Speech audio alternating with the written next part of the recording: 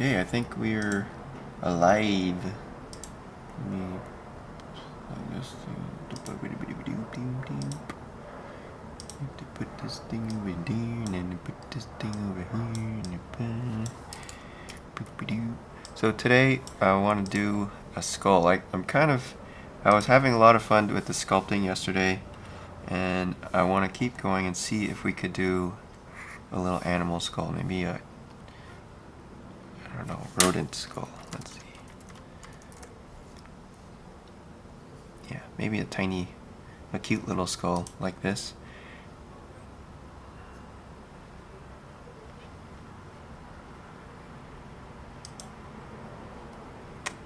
I remember I've done a little skull study like this in ZBrush before, but I think this would be a good comparison between the two and see how it works for each one. I think one of these would work. Rabbits. Okay, there's a rabbit skull. Hey Eddies and RJ. Let's see. Okay. Oh, so RJ, are you? I've seen two people in the Morning Guts. There's an RJ and a Ryan Jones. Are you the same person, or are you two different people? I'm a little bit confused.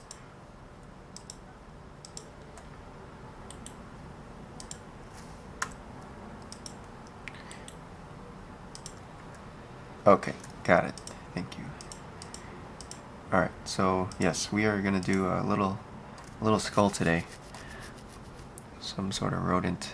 Maybe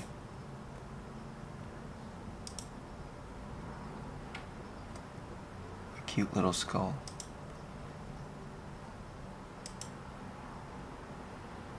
Lesser bamboo rat. Let's see, rat skull. I should probably collect this stuff before we get... I'm always up to the last minute with these things. Ooh, this would be good. Top view. Black rat skull. You know what? I should just use PureRef. What am I doing? Let's use my new best friend PureRef and just drag and drop right in there.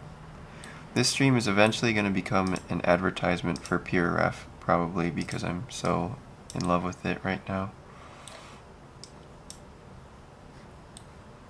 Okay, and then where's the other black rat? What is this called? Black rat skull. I'll look up some more black rat. If you guys haven't heard of PureRef, well, I guess if you're younger, you've probably heard of it and are using it. But if you are older, you probably, this is going to blow your mind. But this program lets you just drag and drop stuff from the internet onto this interactive little reference canvas. Oops. Black rat skull.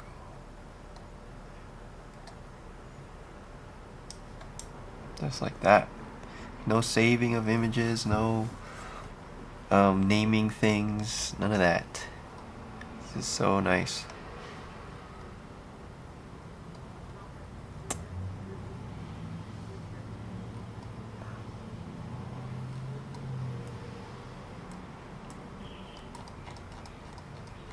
What about a rabbit skull? Rabbit skull. Ooh. Rabbit skull.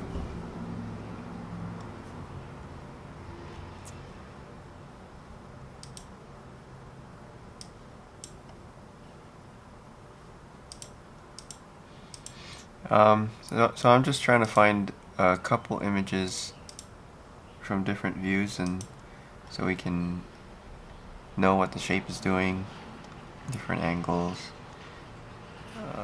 Maybe I need to grab a couple different ones like this. Problem is I don't know which species is what, so These are probably all different. Common rat skull.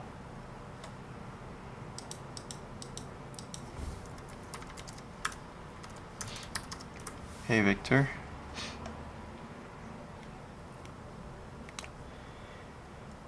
Yes, I do love skulls and crabs. I think they're sort of a bridge between organic stuff and mechanical stuff. Bones and exterior bones and that kind of thing. All right.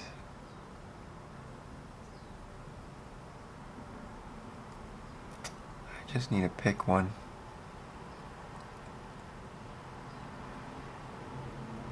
What is this?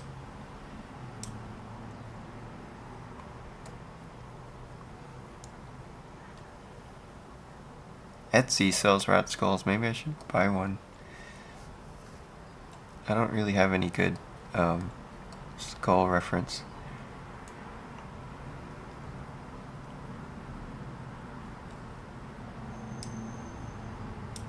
What is this thing? Okay. Do I have enough? Is there enough rat skull? So check this out. When you have PureRef, you go, what is it? Control-Alt-Left, and then it organizes them, and then Control-Alt-P, Control-Shift-P, and it arranges them for you, all nice and even. So considerate.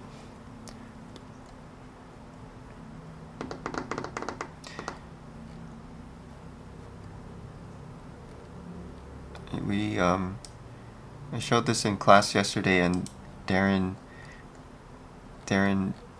brain exploded. Oh man.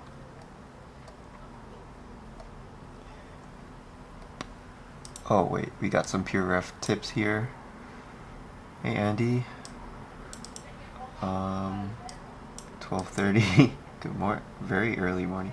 It's possible to change the black background canvas to transparent. Oh wow, how do you do that? Let's see. Canvas. Grayscale? No. Although that's cool. Control-Alt-G. What? Oh, that's awesome. What else can we do? Clear. You will have... Do you want to save? Oh wait, no, that's like deleting. Never mind. Where is it? Window mode? Overlay?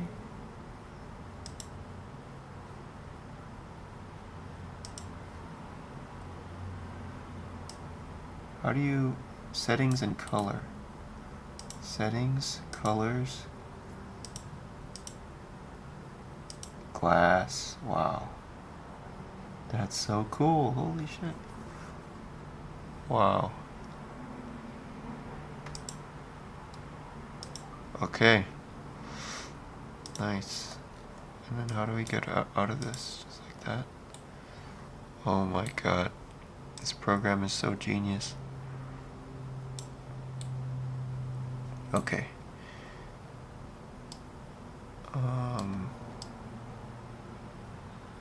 Is that enough? Maybe it's enough. And Burbank with the elephant skulls again. Let's see. Elephant skull. Ooh. Oh, that's creepy.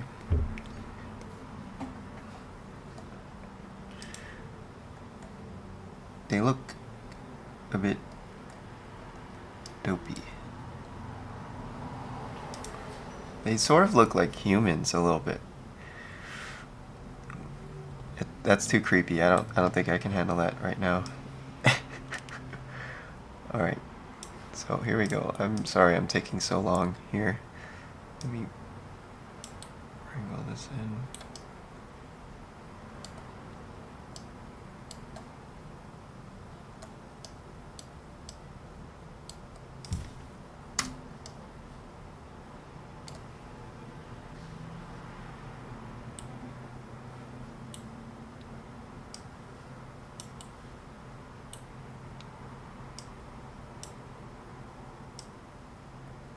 Okay, alright, here we go. Let's try it.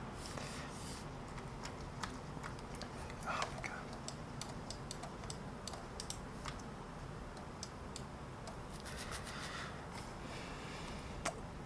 I think for this one, I'm gonna try to make a general shape that looks like that first, and so we don't have to sculpt every little.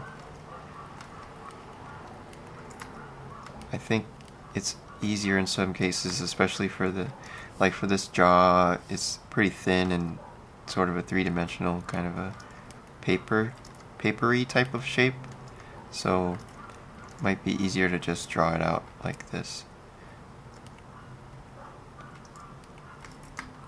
I'm just using regular Blender extrudes and stuff.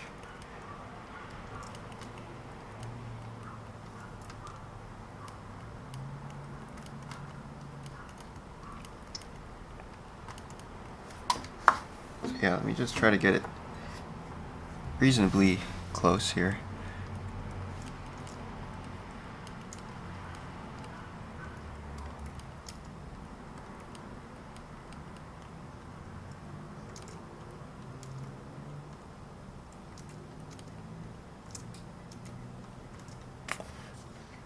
How's the stream sound and everything? Everything working properly?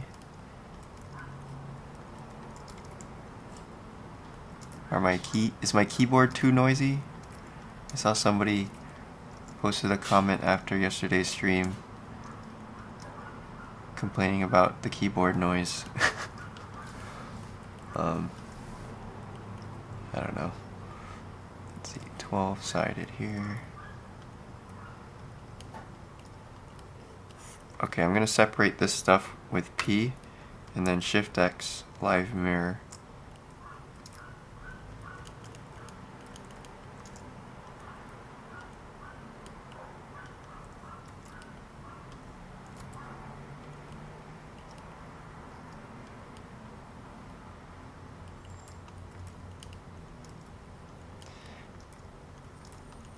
Alright.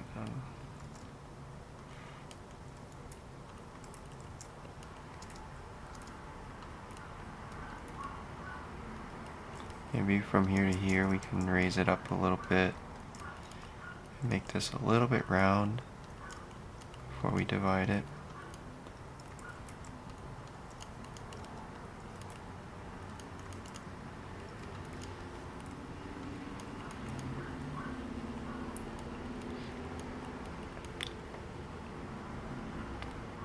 I also think that this little section here might be tricky, where the part where these two, this loop that meets back in might be tough.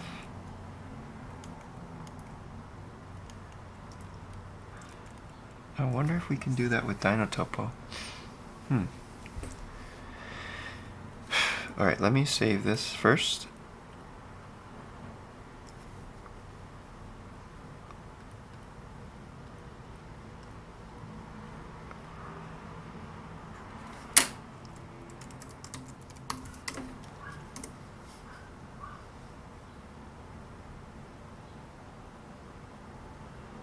What?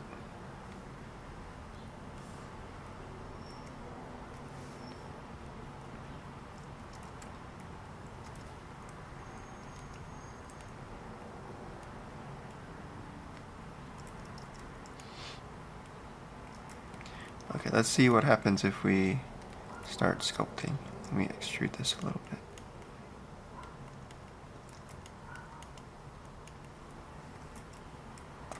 So with the latest heavy poly config, I've got sculpting on the select pie. So our select pie is control space, and if you can go straight into sculpting mode, and it automatically turns on Dynotopo for you. So that way you can start to sculpt on it. And again, with Dynotopo, we have, if we check the wireframe here, god damn it, let me see the, people are watching. We need to see the wireframe, Blender. Let us see the wireframe, please. Wait, where is it? Down in here? Down there? Oh, God. All edges. There we go. Jesus. Okay, here's a wireframe. And our base mesh here. It's triangulating everything. So where we had quads before becomes triangles whenever we go into sculpt mode with the Dynotopo. But it's very simple here. As soon as we start to touch it, it becomes more complicated, which is great because then we can add in detail by just touching it. And as you go closer, and then you can smooth this out a little bit with holding down shift to smooth it. Very nice. And then if you go closer, you can add in even more detail. So depending on where your screen is, that controls the resolution there, which is really great. There's other settings where you can have more control over the resolution, but I like this way of working too because it makes sense. You know, if you're zooming in and you're close to the surface, then you want to have more detail. If you're far away, then you probably want to do more overall changes like that. So I think that's really smart. I like that it's it takes what the user is doing into account, and it sort of smart that way. So let's go back into sculpting, and I'll turn off the wire now just so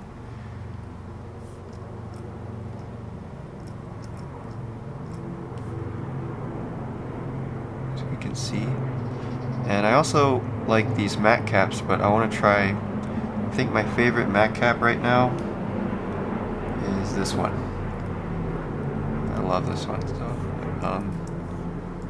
although we could also try doing this with like subsurface scattering, that might be cool too. Maybe I'll try that later. Alright, so let's try to just blob this one. F is to change the size. You know, I should have made that hollow beforehand, but oh well.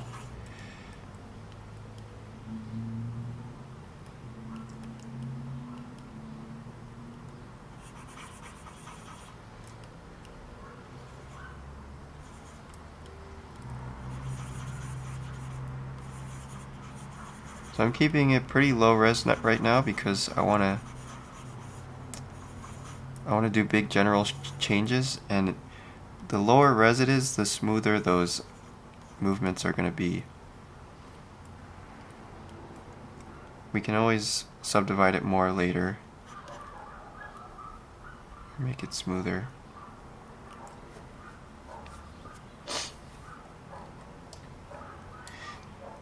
What are you talking about, discount ZBrush? We have regular ZBrush too. If you want normal ZBrush, I don't know. What else do we have? This is better than ZBrush. What about does Shade Smooth work on this? Kind of.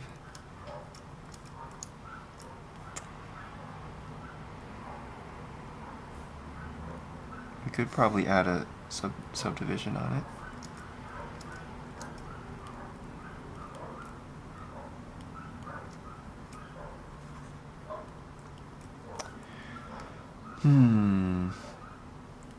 Oops.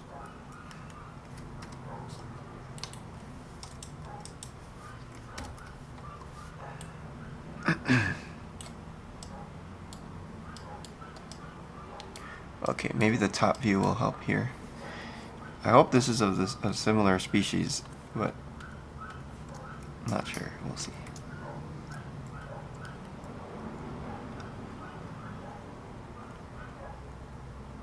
Can you guys hear those dogs?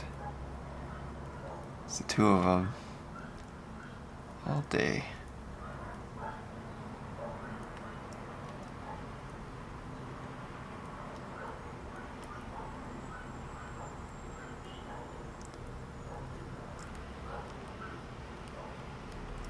I don't know. I'm just kidding. I haven't used ZBrush in a while, so I don't know what it's like anymore.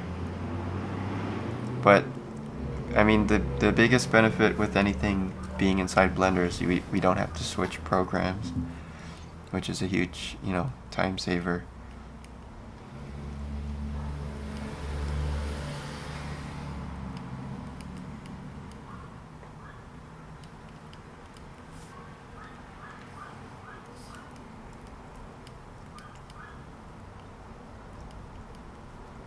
So I'm ignoring these little side wings right now, but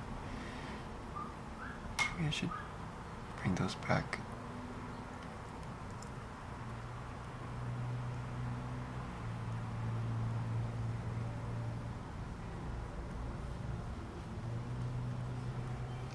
And holding shift will smooth it.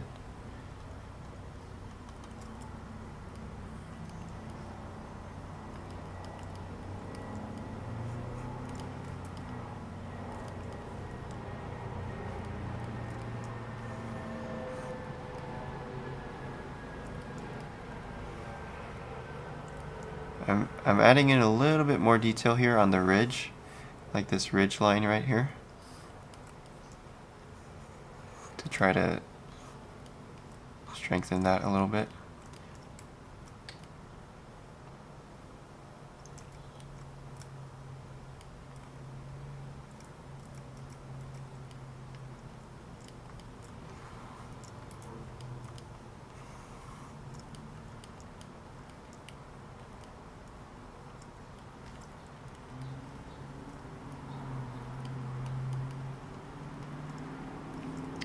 Do these have hotkeys? Yes, they do. G, K, X. Let's see. X, K, G, spacebar. Nope. S, creases. Shift C.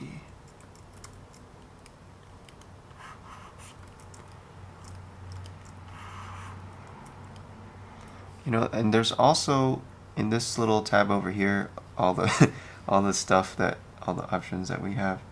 And inside Dynotopo you can make it, somebody was saying that you can make it, instead of relative detail, constant detail.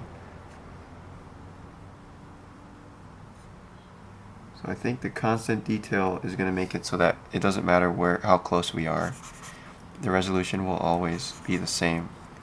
So in this case, let me eyedrop this resolution right here, and it looks like that's 13, and that'll keep that all consistent no matter how far away I am. Maybe that's a good way to work too.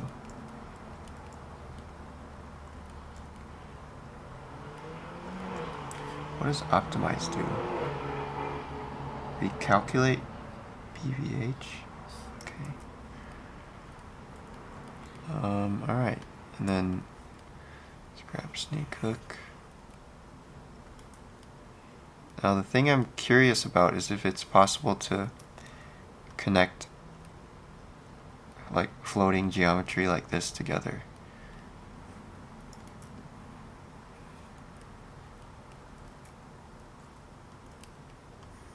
I'm not sure if this is possible.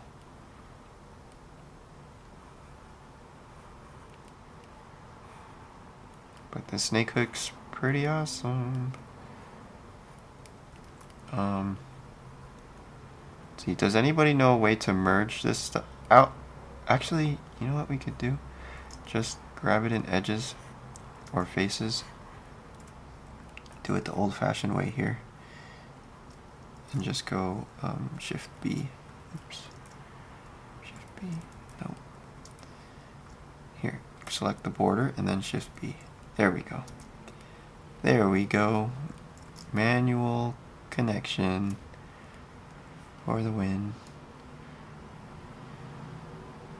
Let's inflate. How do we inflate? It's the hotkey I. That makes sense. I. Very nice.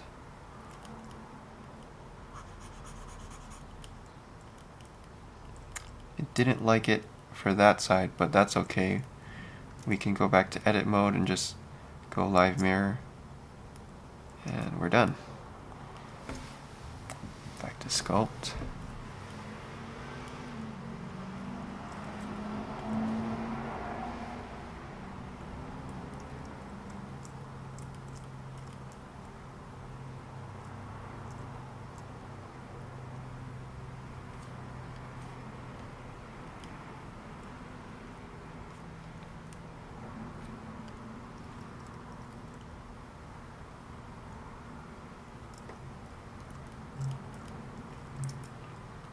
I like that also in Blender we can separate stuff really easily, like you just hit P to separate, and then now when we're sculpting we're only affecting this one object, so that's really handy.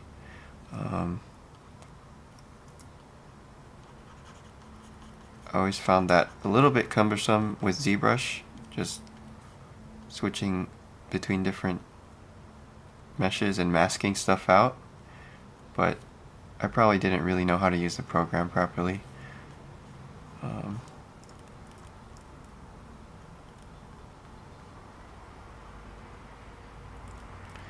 And also I like the fact that we can just scale and rotate and use all of our regular tools.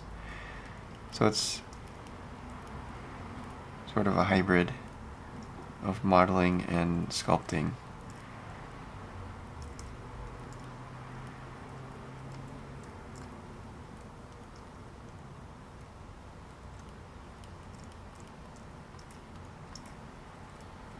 You could say, oh, the angle of this is not right.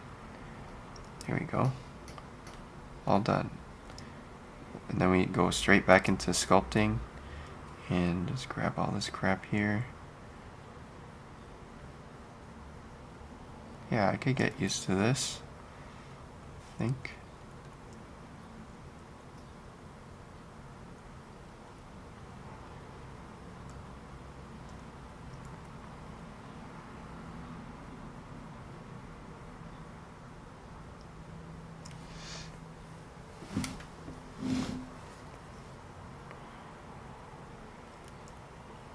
Alright, let's look at the top view again.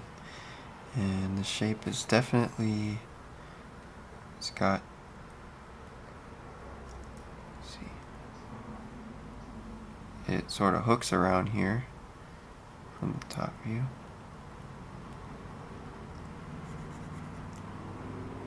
And then it becomes really straight over here. So I think I did this wrong. But it's more like that. I'm going to need to inflate that. Oops. Uh-oh. We need more resolution here.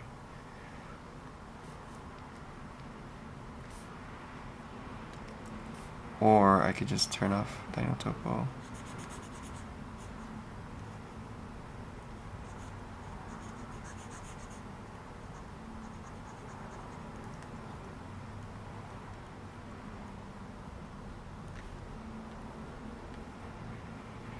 I done fucked it up.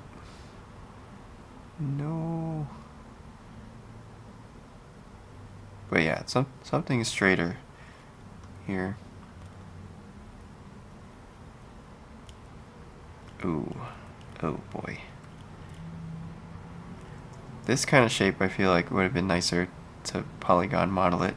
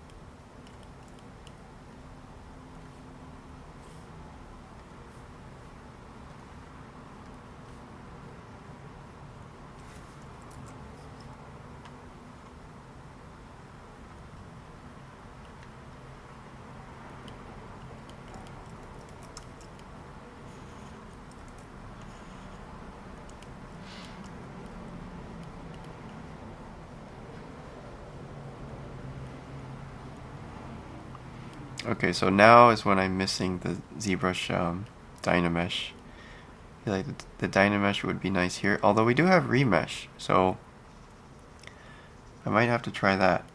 Let's give that a shot. Do any of you guys use remesh with sculpting? Let me see. Let's see here. Or maybe I don't need it. Let me get it. Yeah, I guess not.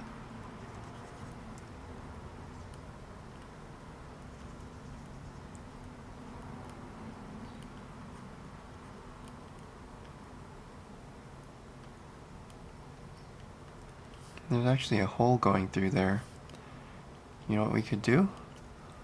Let's grab a cube or something and just dig a hole right there. Or maybe a cylinder would be better. Just rotate it on the X, get it in there.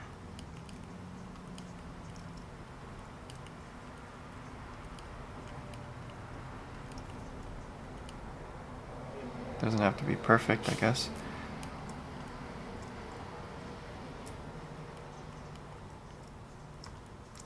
Subtract. There you go.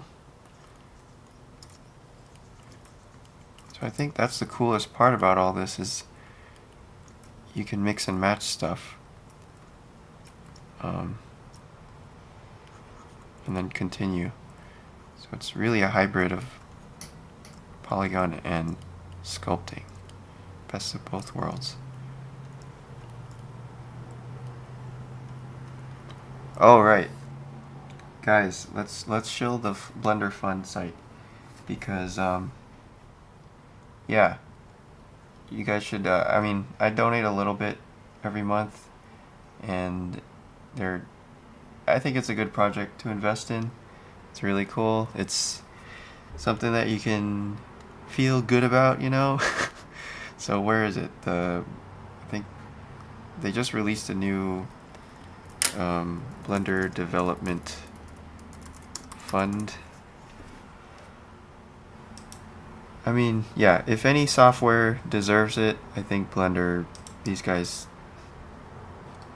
you should consider donating to these guys. Please visit the new Dev Fund. So yeah, there we go. They made a bunch of pretty badges now, so if you want to donate, you can get a badge. And I really like their website too, their new website, and there's also, while we're at it, let's look at the other stuff. So this is sort of a little overview of what the development fund is. There's also this really cool devtalk.blender.org, and I try to post in here once in a while and just read up on what's going on, but this is where all the really heated discussions happen about, oh, what color should the icons be, and how should we align the UI panels, and all that good stuff, you know, the nitty-gritty good stuff that, you know, fighting the good fight here. And what else is good? Blender.chat is also very good because you get to talk to the actual developers on here. Same thing here.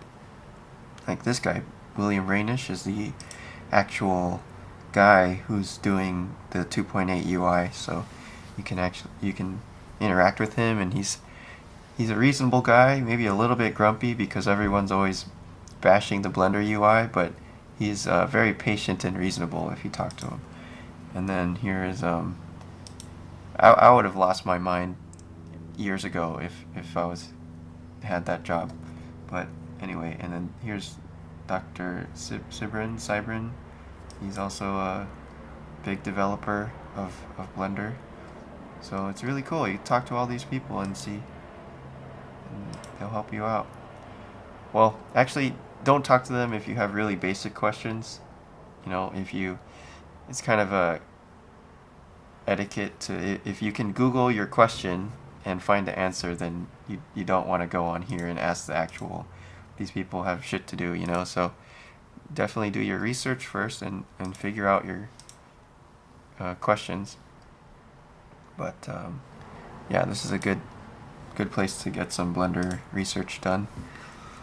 Well, actually, I usually look on YouTube for if I need to figure out something. YouTube is my favorite.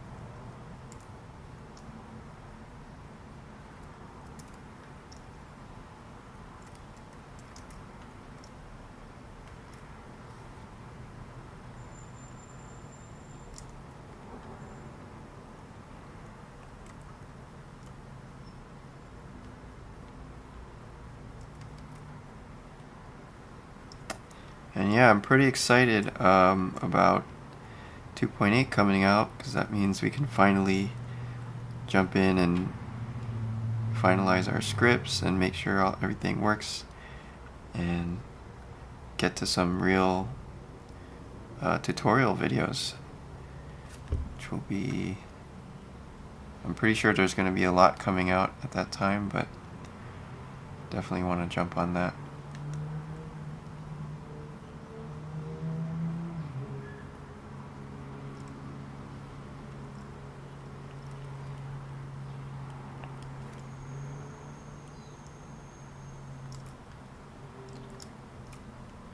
Yeah, I definitely appreciate, I get a better appreciation for the work how much work it is that they're doing there, just from reading the forum.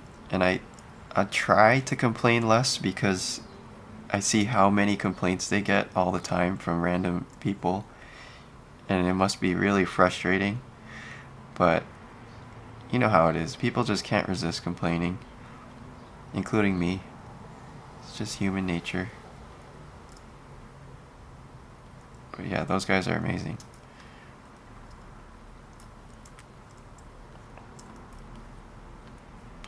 So let's add in a little bit of detail here all over. Smooth it out a little bit.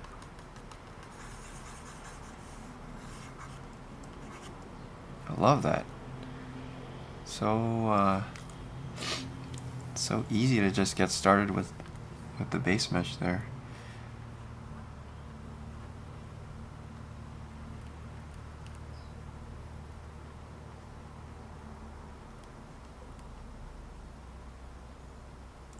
I feel like with this combination of tools right here, you can pretty much make anything.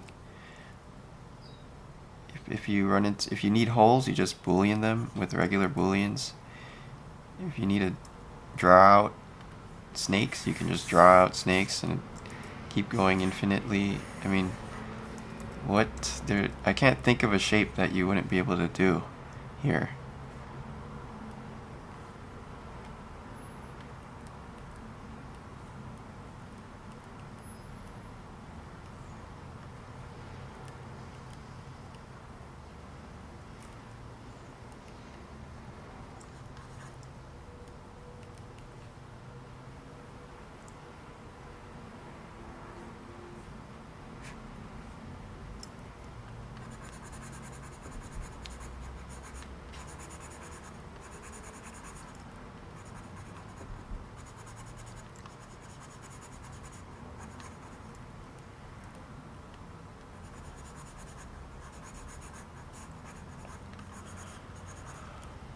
Yeah, that's true.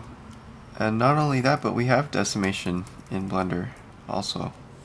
So, alright, so that problem right there where I was doing this and it was going on the other side, I guess I needed to have this front faces turned on. That way it doesn't affect the other side.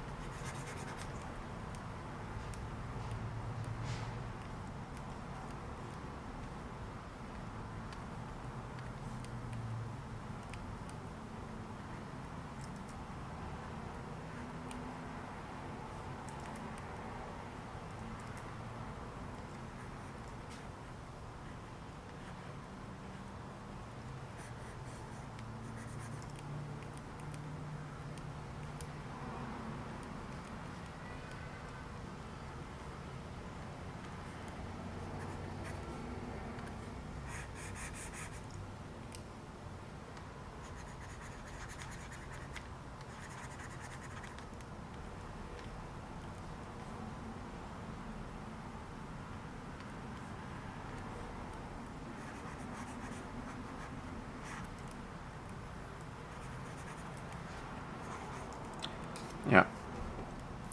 So I'm still pretty low res here, but I think it's fine because we can always increase or decrease the resolution whenever we need to. But I want to make sure all my general shapes are in there and in the correct position before I start to do any kind of really high density stuff.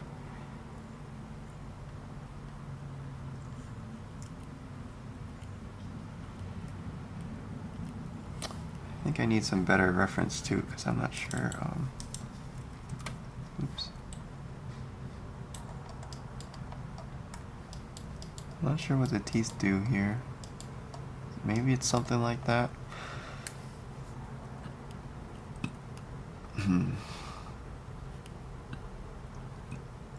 Alright, let's try out the masking. That's not it. What about this? That's also not it. Can I invert this? Control I? Yes, I can. Oh ho ho! Okay, let's see.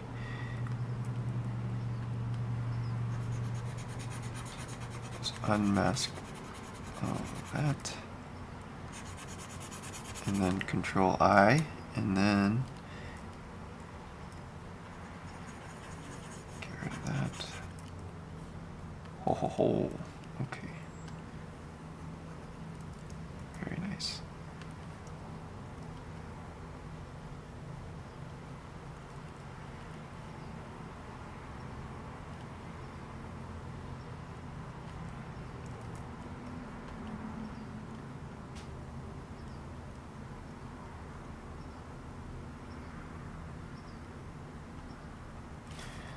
This guy looks creepy.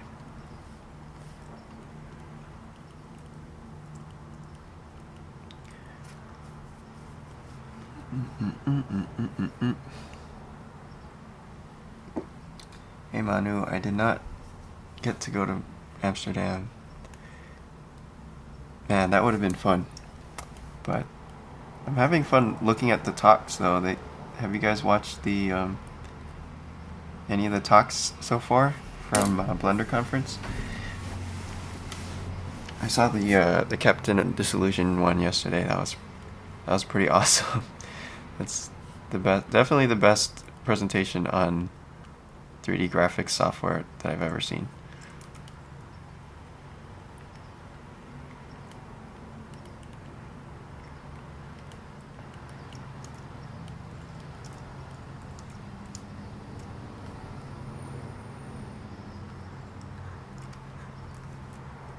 How do we unmask now? It would be nice if we had the ability to not mask. I guess I could go Control I. Okay.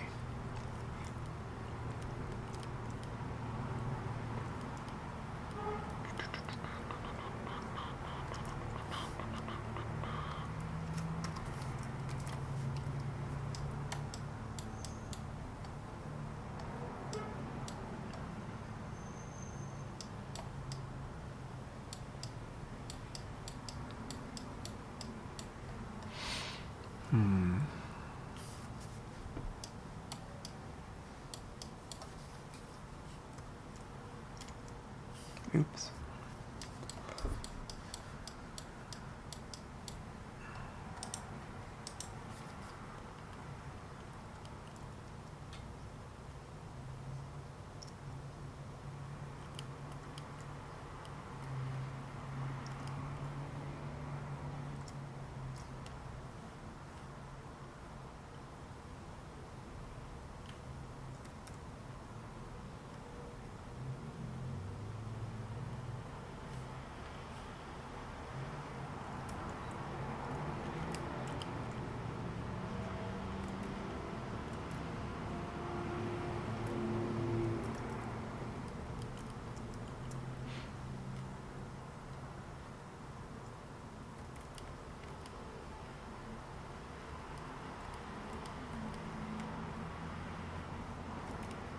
What if we just mask out? Let's mask this out here. Only the teeth area. And then we could go Control I to invert it and grab snake hook all of it down a little bit. Oops. Oops.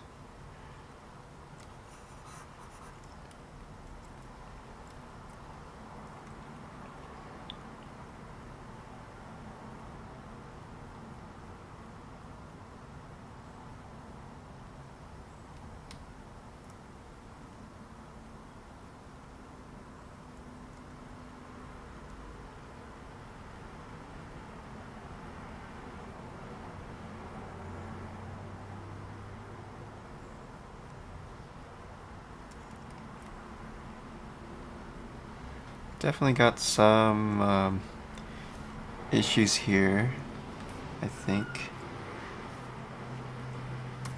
How do you unselect with a mask? Do you guys know? Is it Control D? Oh, no, that's not it. What did I do? A? Alt A? How the hell do we unmask? It'd be nice if you could just drag off the mask to deselect it. Let's see, clear mask, Alt M. Okay, Alt M. Right.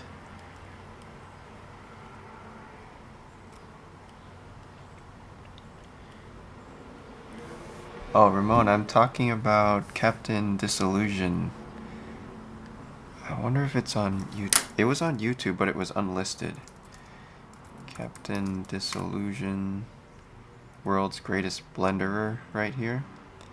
But you gotta promise me you're not gonna leave the stream right now to go watch this. But this was a really good talk. Really, really good. He's funny. And I still have to watch. This is the only one I've watched so far, but I'm excited. Really good start.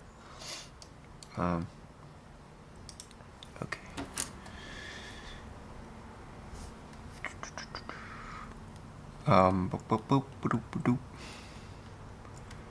But yeah, he's like he's a YouTube guy and sort of a comedy show that shows you how to do VFX and how people, like the tips and tricks of how to fake stuff. It's a pretty funny guy too.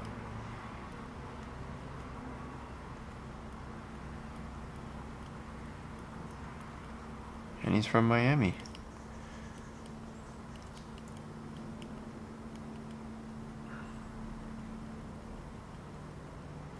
He had some pretty good rips on Blender. Oh man, I loved his rip on the materials, process. I love it. Let me bring that up for a second. It was genius, because that's what I've been trying to say, but he said it in such a much better way. See if I can find it. He has a really good rip on the materials.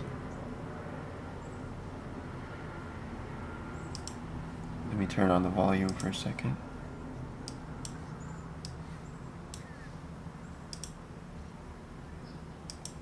Wait, let me put that.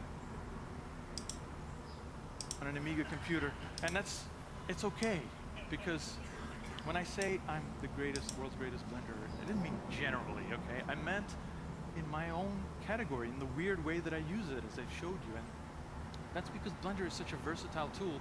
Like, we don't have to be animators, as you guys. There was only like 3 animators when Tom asked, right? You can anything. Like, it kind of puts me into that feeling back in the day when I would watch Babylon 5 and stuff, and I would be like impressed by, and it feels like I could touch that, I could accomplish that. Here it is. This is my favorite part of the talk. You'll sign the old listen, but sometimes it's confusing. Do that. Material slots don't really have names, they just play or whatever. You are wrong, okay? And I'm happy to prove it to you any day of the week. Okay, take any aspect of the workflow, anything, like something as complex as materials, okay, handling materials, shading. This can sometimes be convoluted in other software, not in Blender, all right? It couldn't be easier. So let's just go through it real quick. I don't want to spend too much time. Say you have your model, you're happy with it, you like how it looks, but you don't want it to look like it's made out of dental clay or whatever. You want to give it a nice material. All you have to do is go over to the Materials tab. This is going to be fun with this thing not to. And go over to the Materials tab, Max click volume. this little plus button, and it will add a new material, as well as a material slot above, which lists the material which is listed below. You guys okay? hear? So now, stay organized, okay? Stay organized, rename your material into something that makes sense. This is so good. That makes sense. And you'll see that the material slot got renamed as well. That's because materials have names. Material slots don't really have names. They just reflect the names of the materials that are listed within them. But don't worry about that. Just set some basic settings in the control panel below. If you need a little bit more control, you can go to a different control panel called the Node Editor. Spend a few days in there to get it exactly the way you want, and then you're done. It's simple. Yeah. If you want your object to just have the one solid material, you're done. If you want more than one material, don't worry. You can do that too. Okay, just go into edit mode, select the God. click this little plus button, it'll add another material slot. It won't be automatically populated by new material, so you gotta go down and press that little plus button again, it'll create the new material. Now, if you try to rename this material the same thing as an experiment, you can't, because every material in a Blender scene has to have a unique name. But multiple material slots can list the same material within them, in which case they will all be called the same thing, but that's not confusing. All right, don't say that.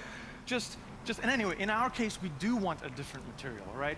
So we've got to create a new material. But don't click that plus button. That plus button does not create a new thing. That plus button is not like this plus button over here. Oh my God, this is so good. It duplicates the thing that is currently listed. But sometimes you do want to do that.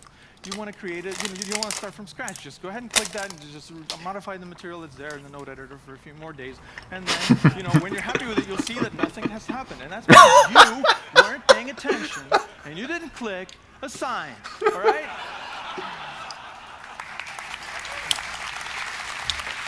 Yeah, this is on the Blender channel, there. but it's unlisted, so you might not see it. Click assign. It's unlisted. Right, you'll see that nothing. So to reselect the geometry, click assign. And nothing has happened, of course, because you weren't paying attention again. Because when you reselect the geometry, it selected its old material, so nothing happened. You assigned the old material to the old material. So select the new material, right? Select the new material. Select the new material, and then click assign, and then you're done. Okay, it worked. Now. Yes. It's okay.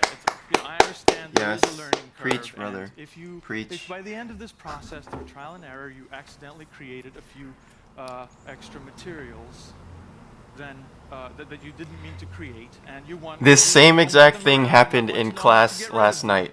Well, it always happens. Okay. This always happens. So don't be such a baby. Right? In software development, deleting is just a concept. Okay, it doesn't.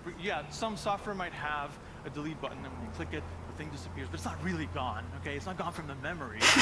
Right? Am I right? So, in Blender, we choose not to go through that charade. Okay, you can't delete unused materials. If you really want your unused materials gone, go ahead, be a grown-up. Be a grown-up. Select. Oh yeah, you can't delete materials. So be a grown-up and restart Blender. Yeah, Andy. Shut it down, Andy knows. Again, okay, and then the materials will be gone. Of course, any other unused materials that you might have wanted to keep around will be gone as well. But is that really the fault of Blender? Or is it the fault of the user who didn't think, didn't plan ahead, and didn't flag each unused material that they wanted to keep around by simply clicking a button next to it intuitively labeled F?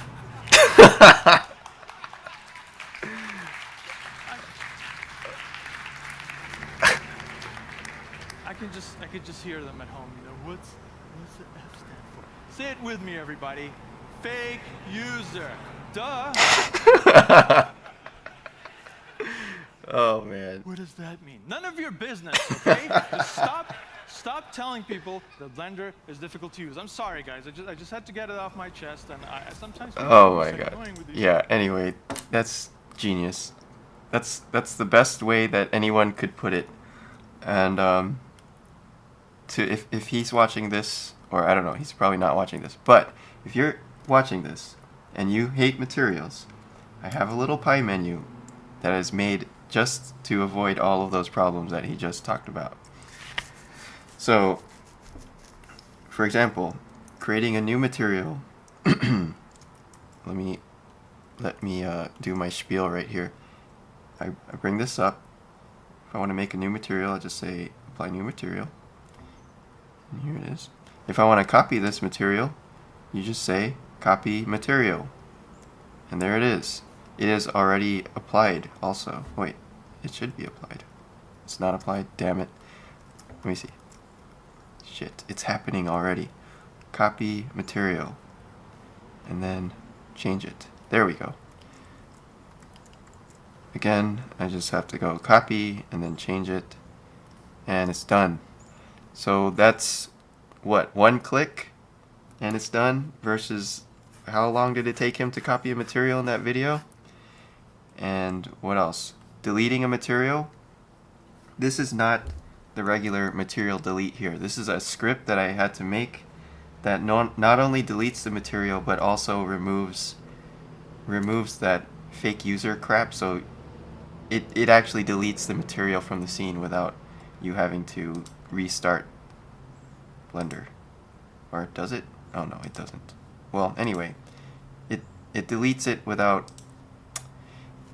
It does something. I know that this script does something that you would have to do an extra step for normally. And what else do we have here?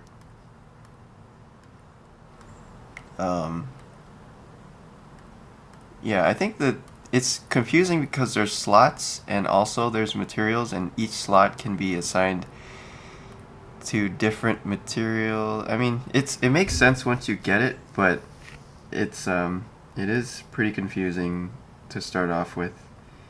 And all this, like, the number here and the F and the X is all just, oh god, it's a mess. But anyway, at least copying materials is easier with this little script here. So if you just go copy, now it's, and it already assigns that too, so you don't have to, do that whole selecting bug business thing that he was showing.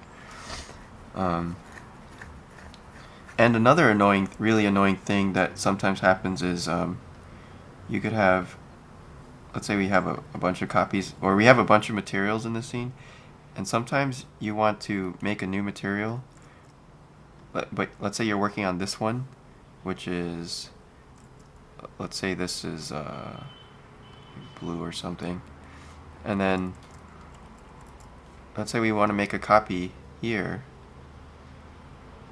It puts the copy right under the last one that we had selected, instead of putting it all the way at the bottom. Let's say you have 12 different material slots or whatever, or 20 different material slots. It's really annoying when that newly created slot goes all the way to the bottom. I most of the time I want it to be, if I make a copy of something, I want it to be right next to the original, not all the way across on the other side of the table, So these are all things, little tiny things that are just really annoying for the user, that hopefully these little scripts here will help you out. Anyway, I'm glad he made that rant, because that is such a good rant. Anyway, Blender Burst. The video, I saw it on Twitter. I think somebody on Twitter had it. That's the main reason I'm on Twitter, is to follow these Blender developers, because they all seem to be on Twitter. Somebody had it. Who posted it? Yeah, look up Pablo Vasquez. I think Pablo had it. Actually, you should follow Pablo. He does the Blender Today stream. Of course, you guys probably all know that already.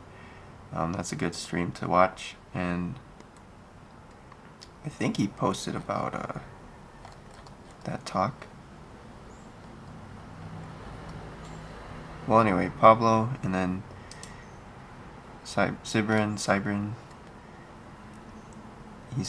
All the developers are basically posting like real-time news about the conference. So you should follow these guys. Gleb, Alexandrov, of course. He's getting good shots with all the Blender royalty out here. But yeah, it's great. Looks like a really fun conference. I hope I can go someday. Oh, this guy's really good too, Max. Yeah, for some reason none of these guys are on Instagram, it seems like. Or it's hard to find them. They all seem to hang out on Twitter.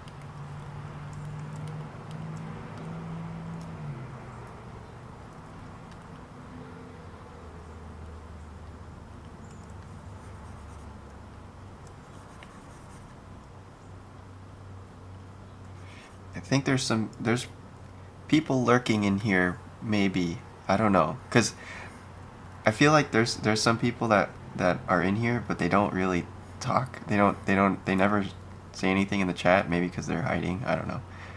They're maybe they have fat fingers. I have no idea. But sometimes there'll be a lurker. I wonder if Billy watches any of these.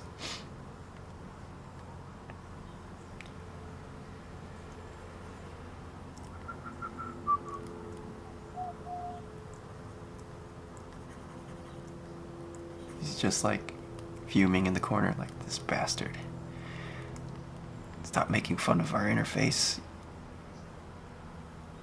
You no good, ungrateful punk. Yeah. That's what they're... No, I don't know. I'm just kidding. Just kidding.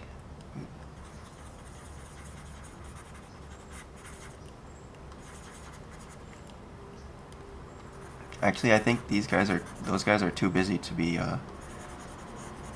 just hanging out on YouTube. They're busy fighting the good fight, having internet arguments on the forums, and doing the real work.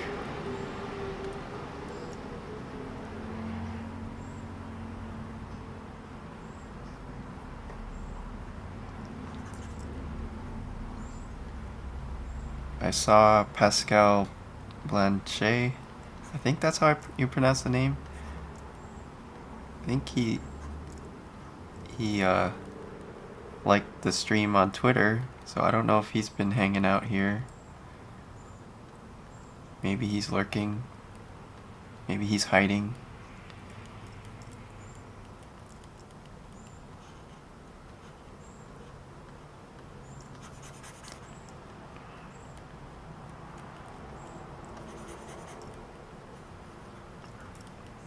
But he's a ZBrush guy. I feel like he would like this stuff, because his ZBrush stuff is usually, it's got some organic and also some mechanical stuff in it. If you guys, well, let's look at his stuff.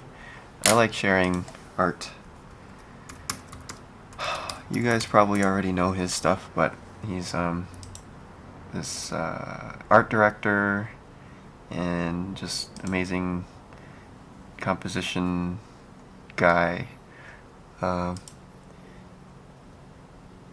And even though his stuff is 3D, it still looks very almost 2D. It feels really organic and graphic, and it's also the way he's rendering. I think he's not doing straight up 3D renders. There's always some kind of a stylization to the shadows and the light, and I think he flattens out a lot of the shading, so it's a little bit more graphic and flat.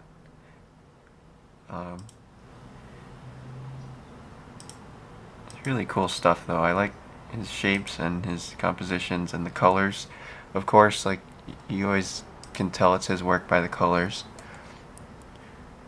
But yeah, he likes sci-fi stuff. He likes to do mechanical stuff. He'll do robots sometimes, and figures mixed with mechanical random skulls and shit. It's great.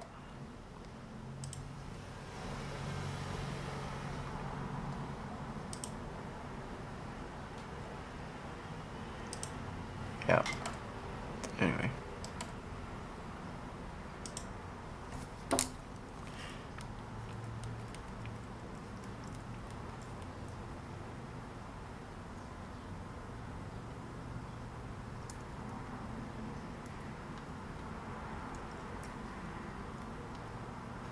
But yeah, we were trying out sculpting in class yesterday, and I think everybody was enjoying it. Maybe we should have done it earlier in the class, because I feel like this is something that you can get into really quickly, and it doesn't take too much technical. Like, you don't have to remember too many hotkeys. You just sort of do it, and that's nice for starting out.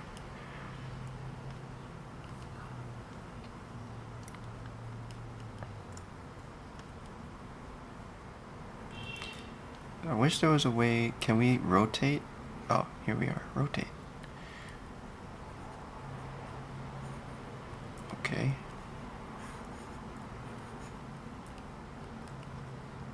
But I need to rotate all of this.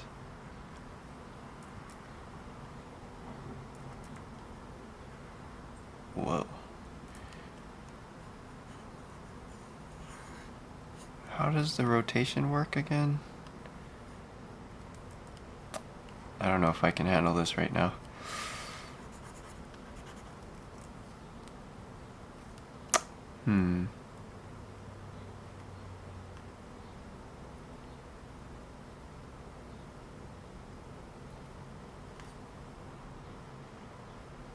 Rotate. Brush fall off. How do you change the brush fall off? Is it this?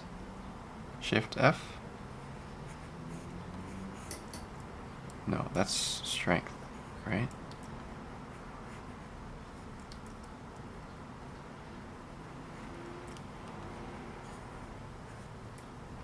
It's kind of jumping around.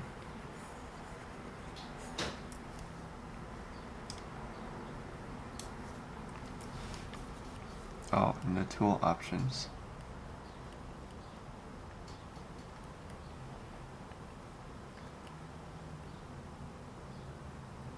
Gravity? What is this? What the fuck? Orientation? Oh, that's the gravity orientation. How do we change the direction of the rotate?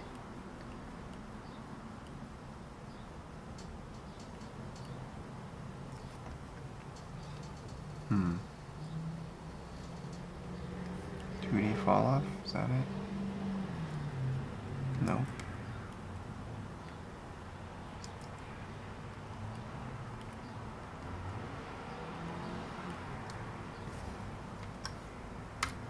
I'm gonna try with the regular fall off here.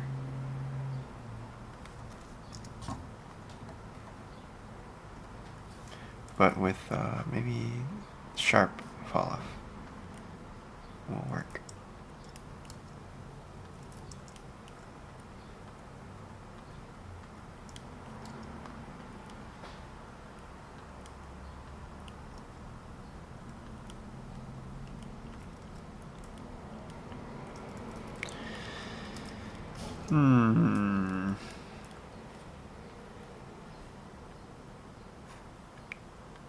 Thumb, does that work?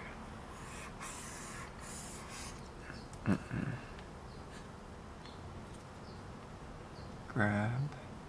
Can we change the curve of the grab? Curve alpha.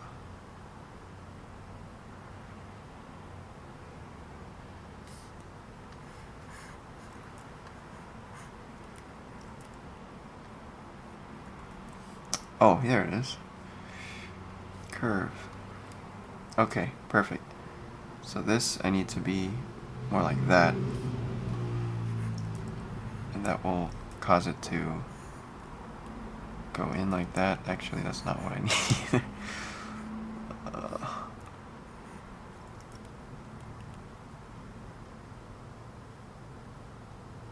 Maybe I need a 2D fall off.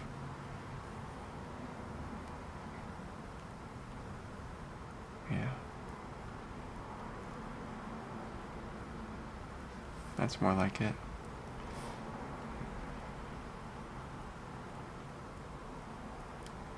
Yeah, there it is.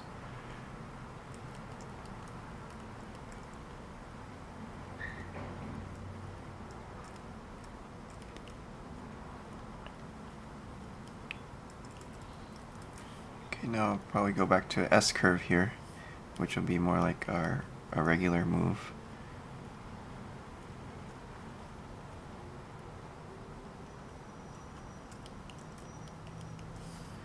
Anyway. Cool, thanks, Snoodle. Boop, boop, boop, boop.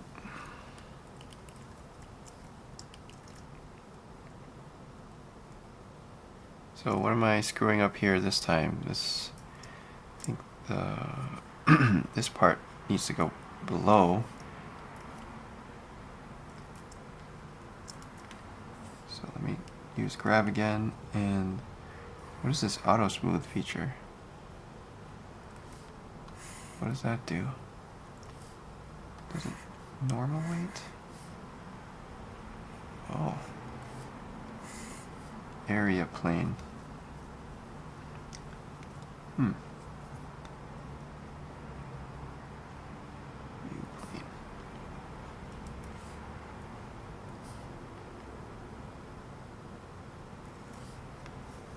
Right, let's see if I can change the curve again.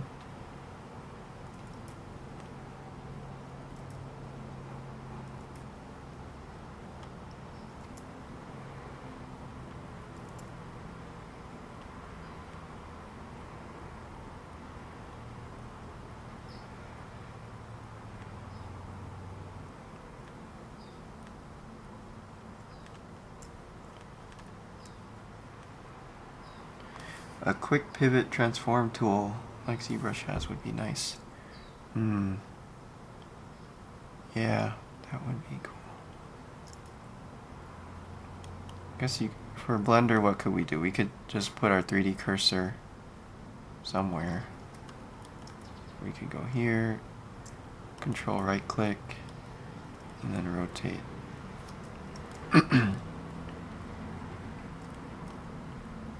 Go here, control right click, and rotate.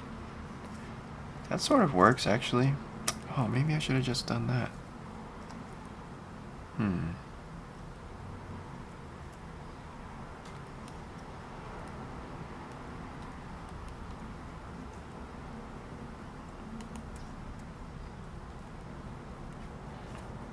There's also last selected, so if you switch this to last or active element, it'll rotate around whatever your last selected piece is.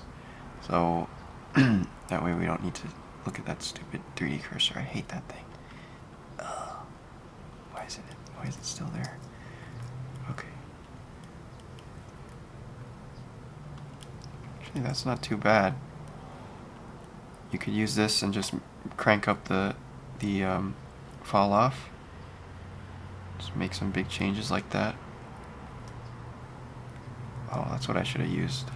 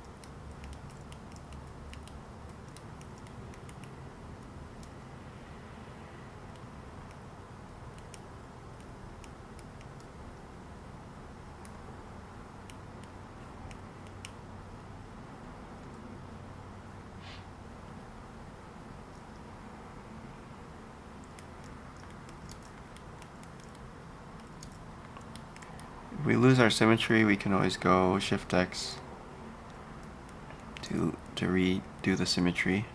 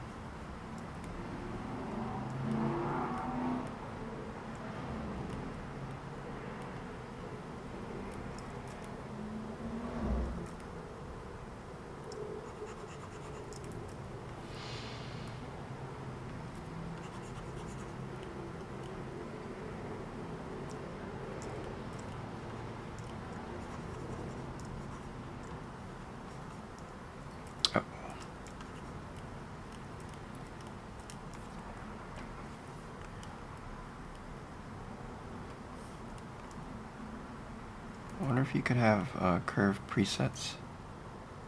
Wait, what's going on there? What is this?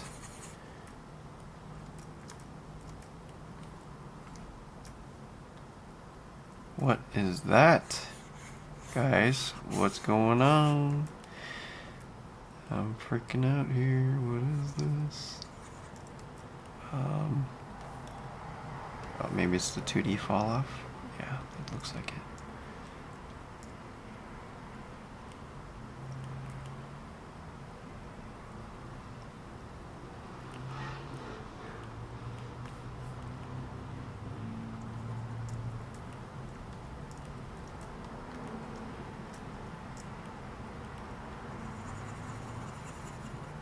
We definitely need some more space in here. That should all be more of a scallop type of thing inside here. So I'm gonna try to carve it out a little bit.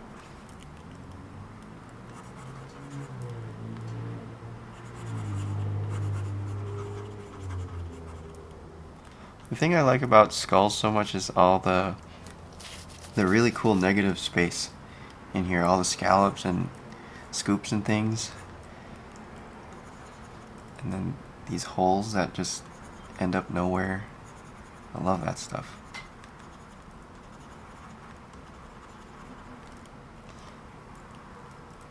Actually, that one right there is really sharp. So maybe that one would be good to do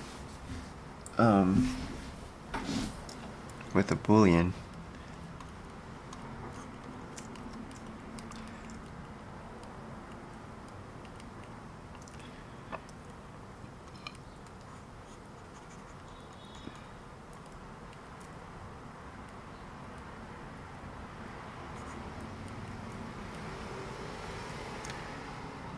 Okay, Andy, see you later.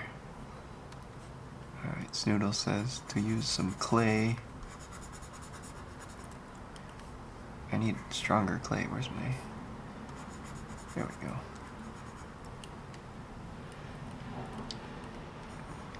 So, Snoodle, what's the difference between sculpt draw and clay? And I don't know the difference. I'm just asking.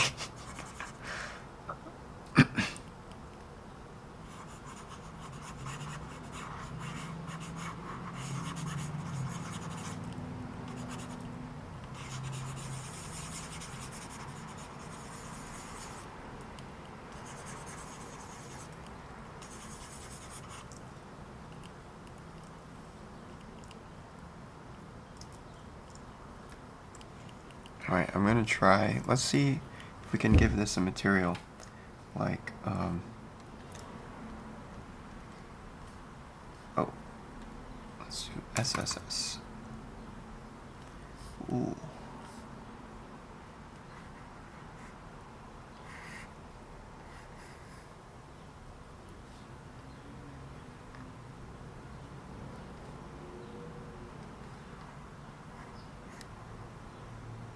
Oh my god.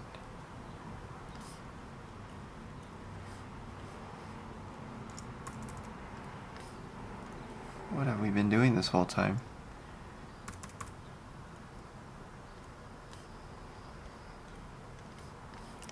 I'm gonna copy this with my handy dandy copy materials function, so we can make this other one a tiny bit less intense.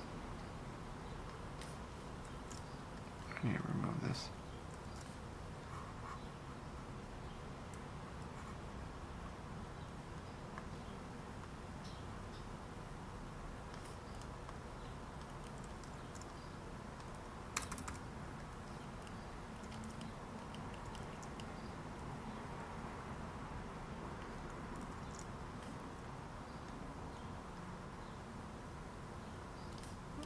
Oh my god. That's pretty good. Thank you, Evie. Oh. What?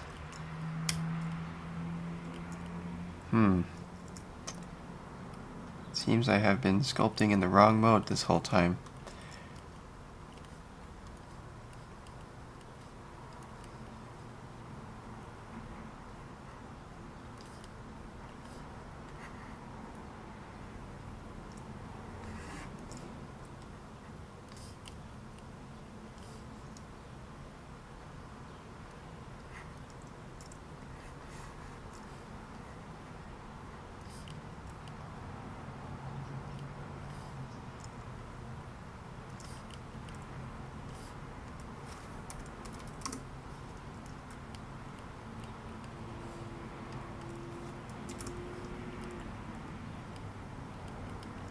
There we go.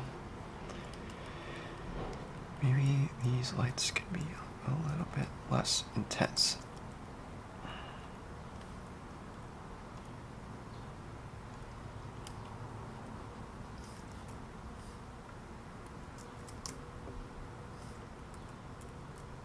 This light is not even doing anything. Oh wait, yes it is. Okay, 5, and then get rid of that. This one, 5, 3, and then where's my other light? This one needs to calm down a bit. You need to calm down a little bit, buddy.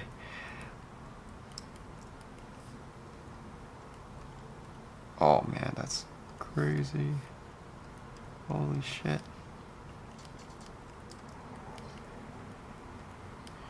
You need to calm down, buddy. Oh. Okay. All right. Okay, I think I'm ready to sculpt now. Let's get back to it. Oh yeah. Oh.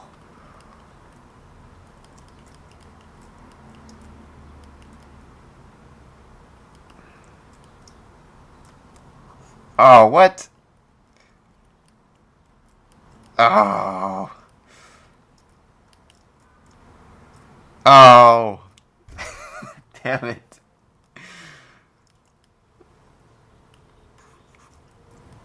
Wait a minute. What if we what if we don't have Dynotopo on? I wonder if, let's see. What? Dynotopo off. Oh, okay. We can do it without Dynotopo.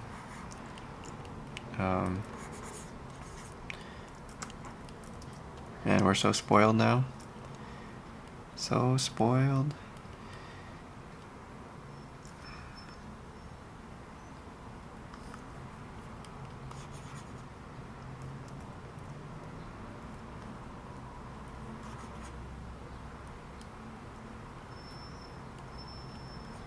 Why is this going so slow though? I wonder.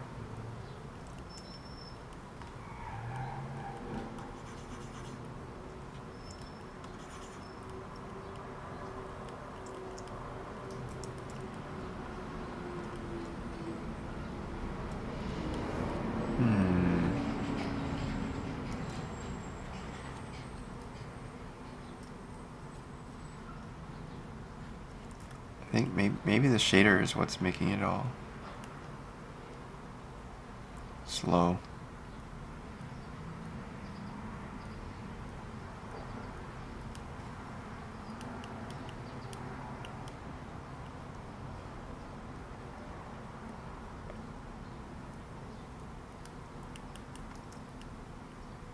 Man, that's so cool. What if we go snake hook on this thing? Oh, look at that.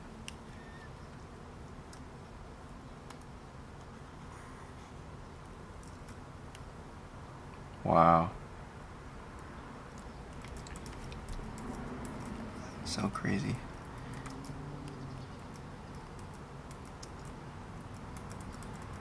There we go. Undo, please. No, you don't want to undo? Undo? Fuck. It's okay, I saved. Because I'm a pro.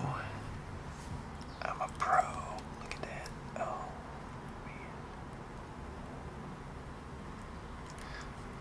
man.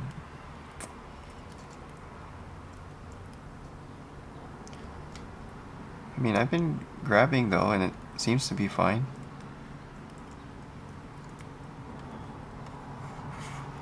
It's not too bad. Can grab.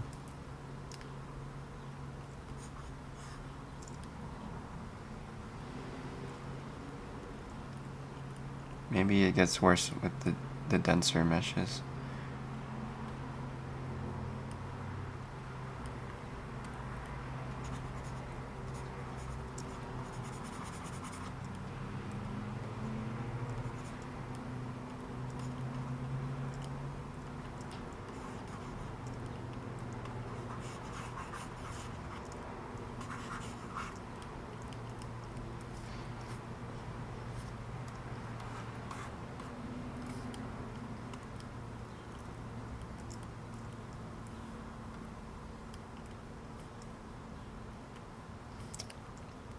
I think this is still my favorite.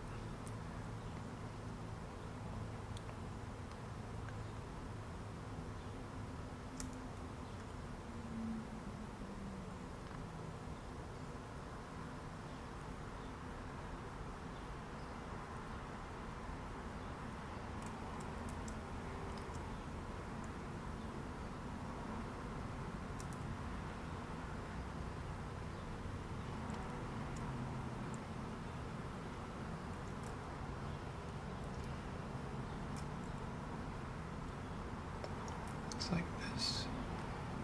It goes like that. And it also tucks in pretty, like an S curve here.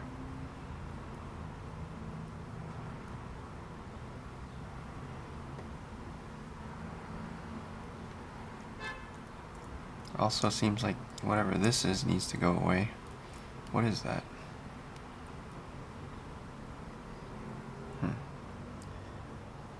Alright, maybe all of this part right here.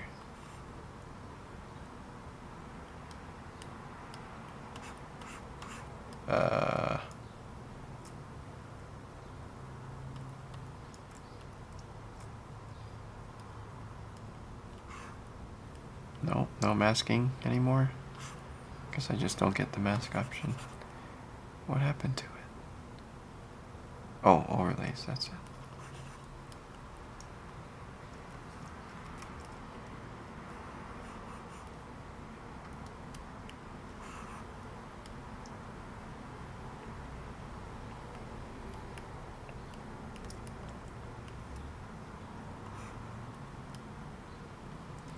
Okay, then Control I.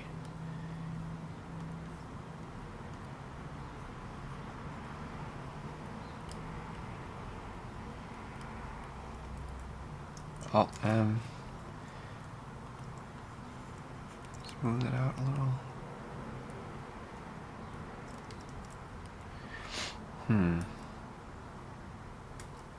Alright, I'm gonna try that again, but I wonder if it would have been easier to just grab these verts in vert mode. and then move them over with the proportional edit.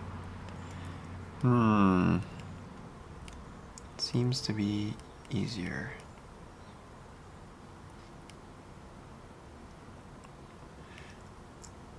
Mirror it over, and then smooth it out a little bit. Yeah, I think certain things like that might be easier to do just regular tools and not sculpting.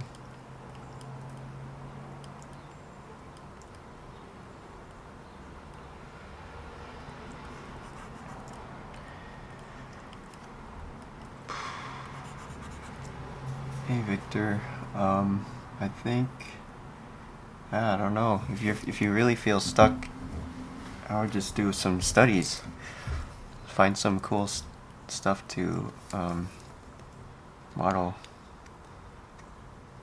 If you can't, because that happens, you get stuck with making up your own thing. Or sometimes a study you'll be in the middle of a study and then it could turn into a robot or it could turn into something else. There's a lot of interesting shapes in here.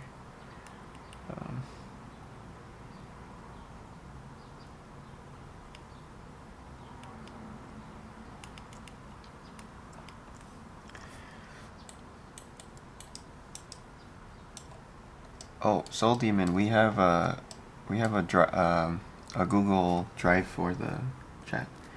You could upload it. It's in the chat drawings link in the description, and yeah, you can upload there, and then everyone can look at it.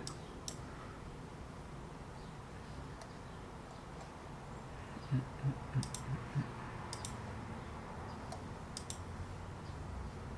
me see, what am I doing?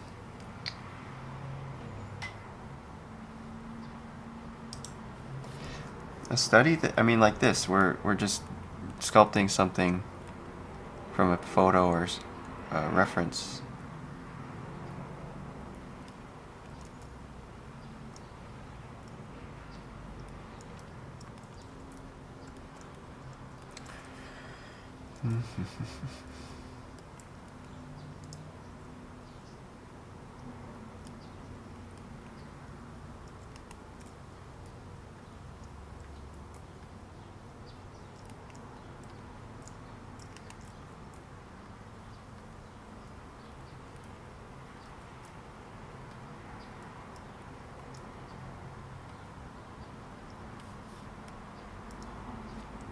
I wish I had better reference here, because I feel like I'm missing a lot of the angles, and I'm probably getting a lot of it wrong.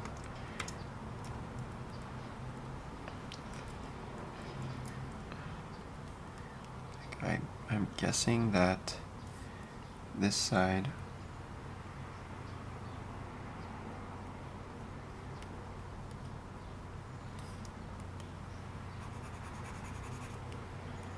be more like that.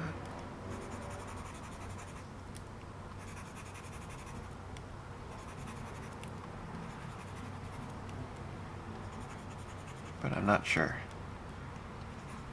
I am guessing. Got any anatomy experts in here?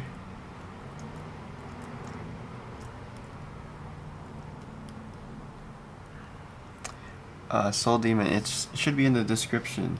It's not in there? Oh, you're right, it's not in there. Shit.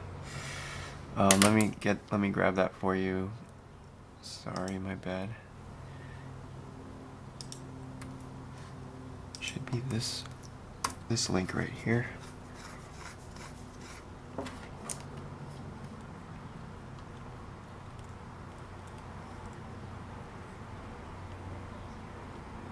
I mean, it's mostly drawings in there, but it would be cool to see some 3D models if you guys are up for that too. I know, I mean, it's a lot easier for people to just jump in with the drawing. So we usually have our little 5-minute timer and we do our drawings, like warm-up drawings. But yeah, it would be cool to put some models in there. Here's our little album. I'll just show you guys for a second. So this has started about, I think it's 2 months ago or 3 months, maybe 2 months. And we were drawing every day for a good chunk of time. And we just pick a different subject every day, and well, actually mostly vehicles, but although we did some landscape stuff, we did a little bit of painting, but no modeling yet. Maybe, yeah. I don't know how many people that are here would be following along with this, but if you are, it would be cool to see your results from sculpting today. Just upload to this album.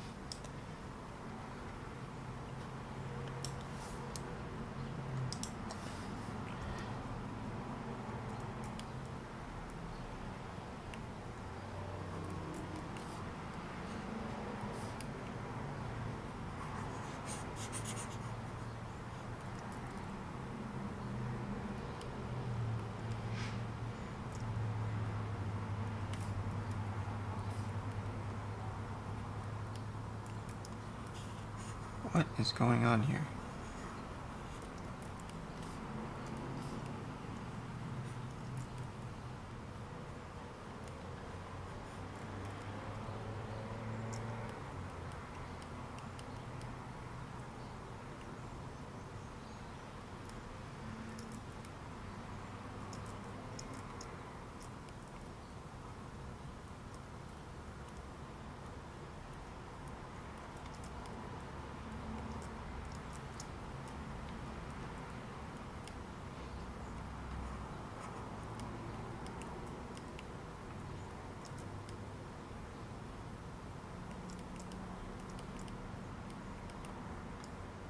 All right, cool. Yeah, all right. We'll look at that at the end usually. So if you guys want to add any sculpting stuff, feel free. But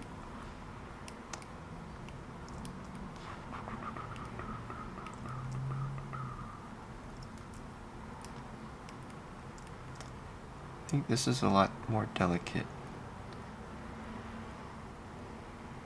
It's really thin. It looks really thin right here.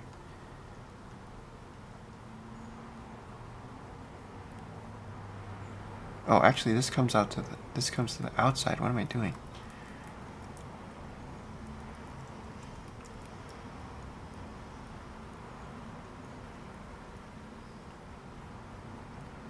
Okay, so this is coming to the outside.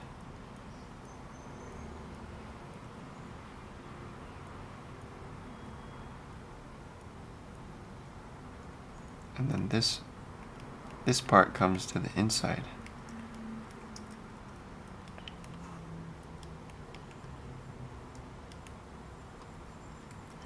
Let's use connected. There we go.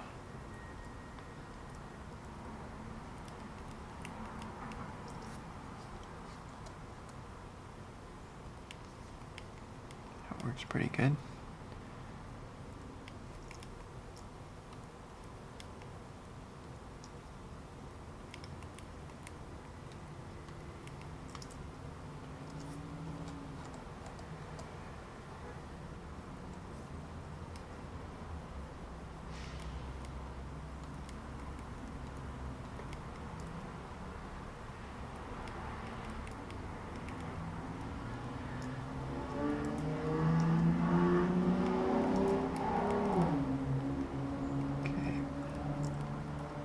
That's still not right because there should be a hole there.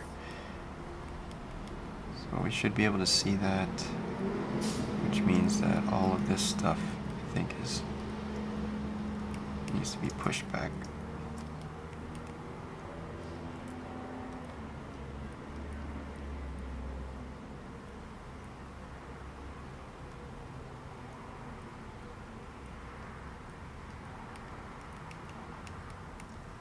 Alright, there it is. The hole's starting to show up.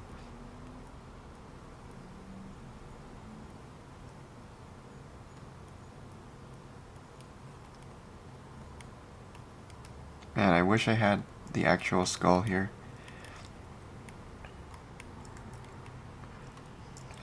I should probably try to find one. Do you guys have any? You guys know where to buy hamster skulls online?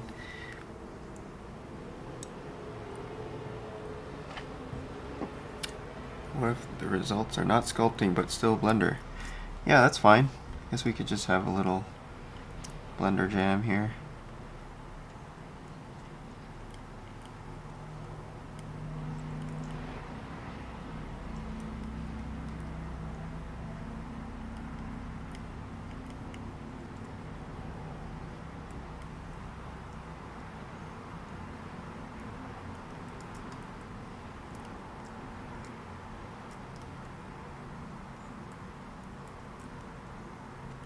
Now this area is a little bit more pinchy.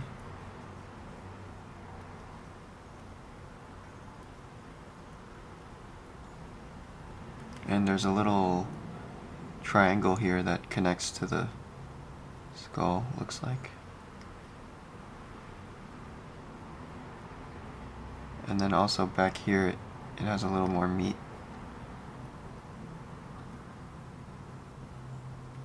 It gets thicker.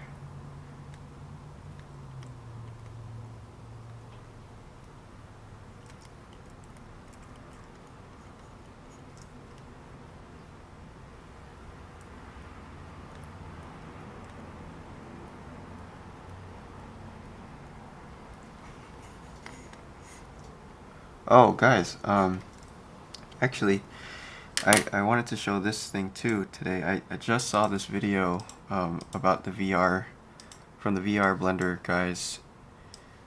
Let's see, Blender VR, and it looks pretty good. They're moving very quickly. Marui? Yes, here it is.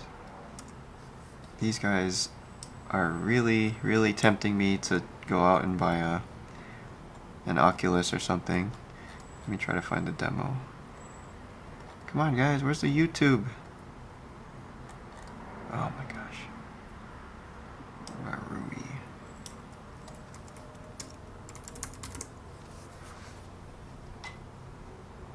These people need better marketers. But anyway,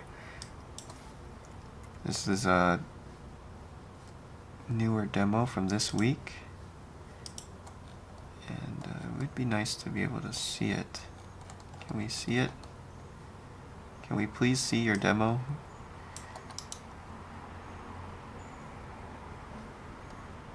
Oh man, come on, YouTube.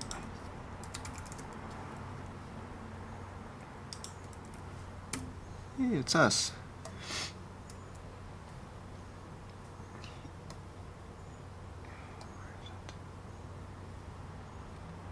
This one. 2 hours ago. Brand new.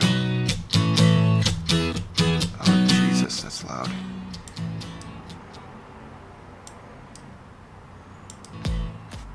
Why doesn't this have more views? Come on.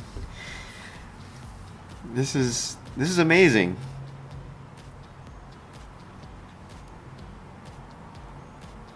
This is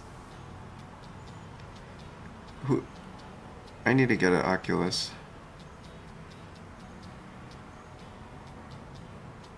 How crazy is that?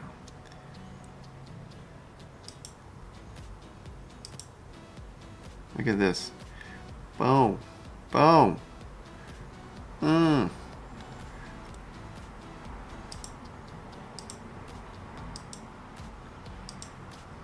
Damn. Yo, I heard you like pears. Oh man. I heard you like sinks. You want some more sinks? Let's have some more sinks.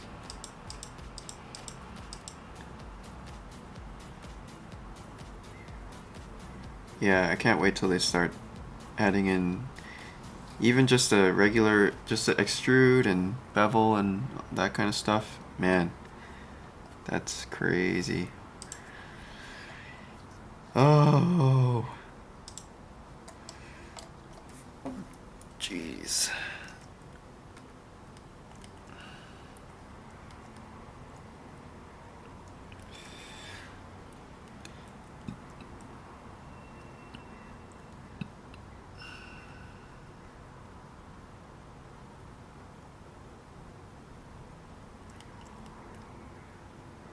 There's a bit of an angle there too.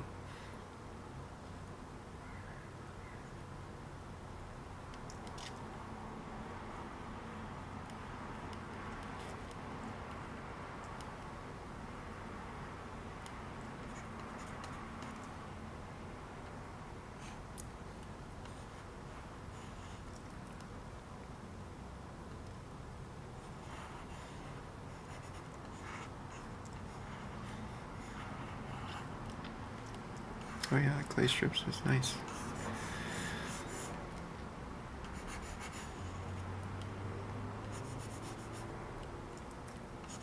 I love how that gets a little dark right there, right where it meets the other ones. That's so cool. Oh, but then it goes away. What happened?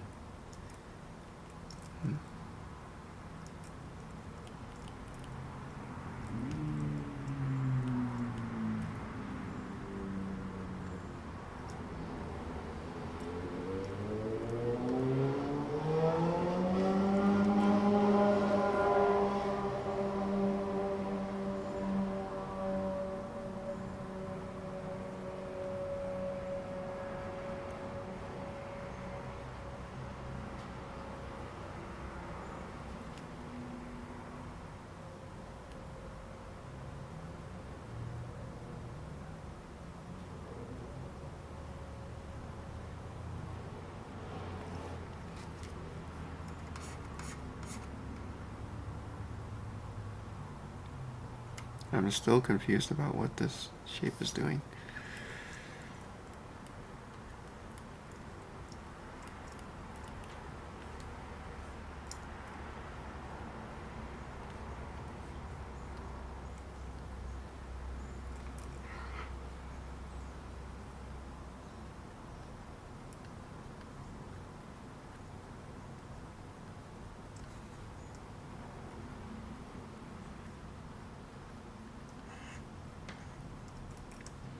Uh-oh.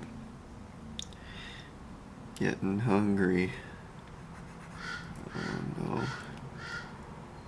Oh no. I gotta finish something before lunchtime.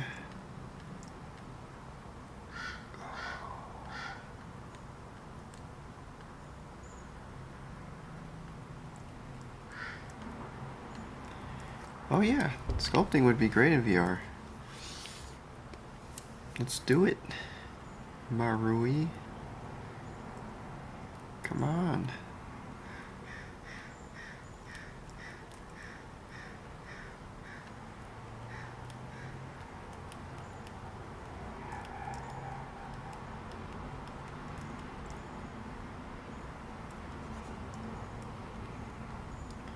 Here's what you do. If you want to see sculpting in VR, you go on this video.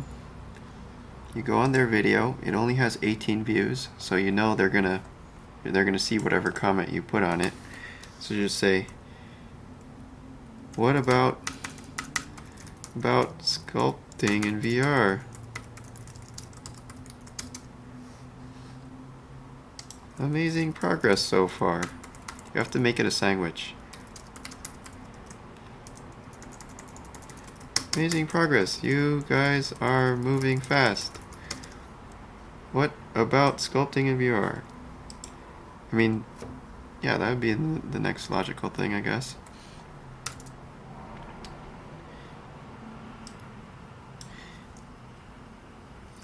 Sculpting on the way.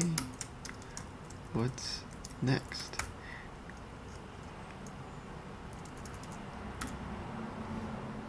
Well, actually, that's not really a sandwich. It's just all. It's all. Well, no, whatever. So yeah, if you want stuff, just ask them because they're probably listening right now. They're giving away the thing for free, right here. So they're looking for feedback. They want people to use it. They want people to give them suggestions, and you're actually helping them. You know, giving them suggestions to make their thing better. But yeah.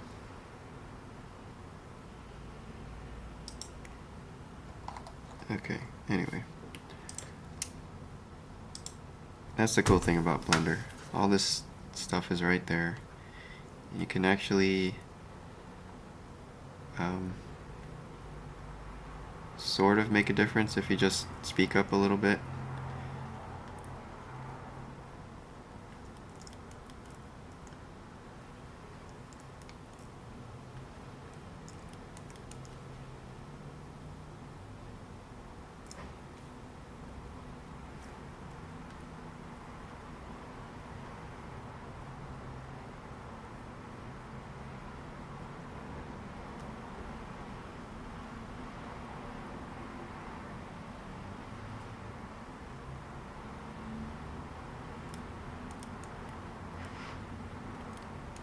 You hear a crow. Oh yeah, that crow. It's hanging out on the stream. Her mascot.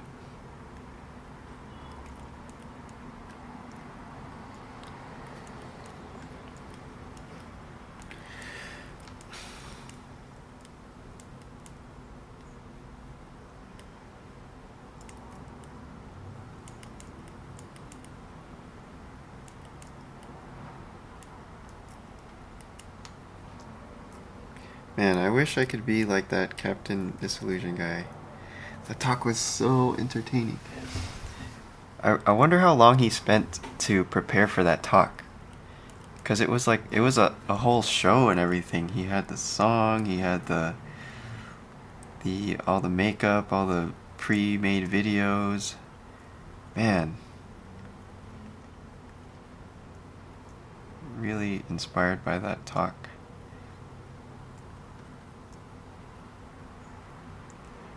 Not just about Blender, but also I think his real, I mean, he's good at Blender, but he's even better at making a show and like presenting and really taking care of the entertainment aspect of it, which I think is probably the hardest, even harder than, you know, just technical Blender stuff. So that's really impressive to me.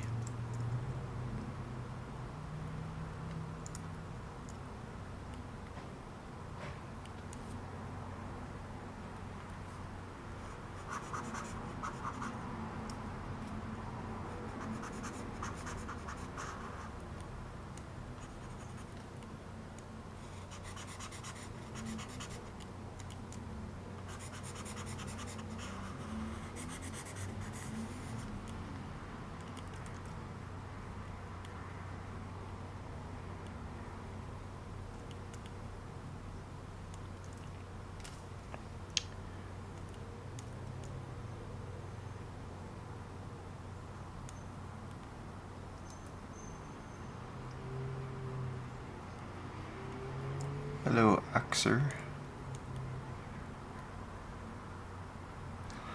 Oh, screen resolution is disappointing.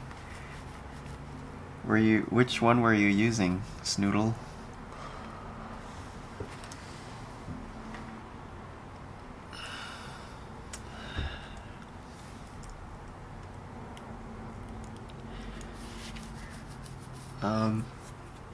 Well, they've been saying that it was going to be released, or I think either during the conference or right after the conference, the beta will be released. So it's should be soon. Next couple weeks, I guess.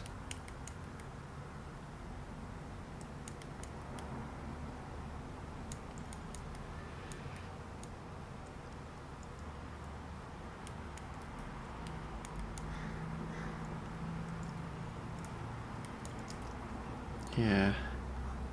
Well, Beeple has good. I think he has some good talks about that. You guys know Beeple, right?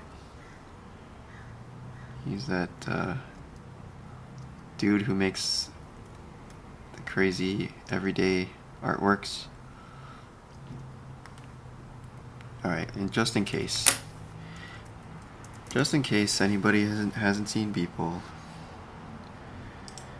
he was doing a little image like this every day for I think 9 or 10 years. So there's thousands of these. And I mean, aside from being cool images, it's just an amazing project to follow through on this every single day for years and years and years. I think he even did one when his child was born in the delivery room. He did it. So it's pretty extraordinary, I think. Normal people don't do this. And he also does little videos too.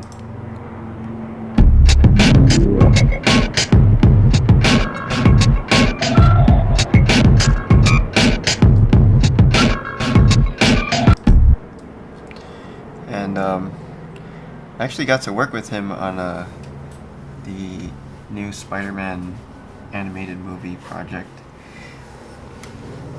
But he was he lives somewhere, I don't know where he lives. He's not in LA though, so it's hard to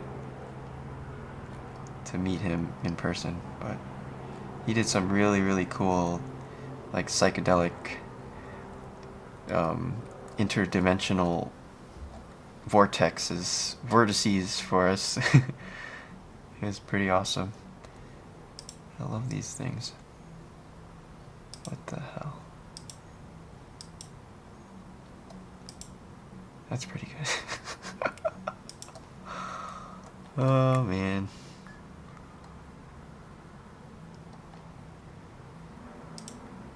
I think you have to be a little bit crazy to do this every day.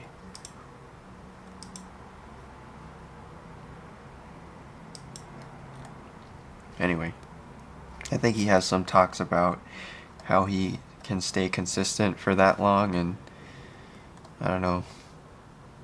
I think he is a little bit crazy though. This is definitely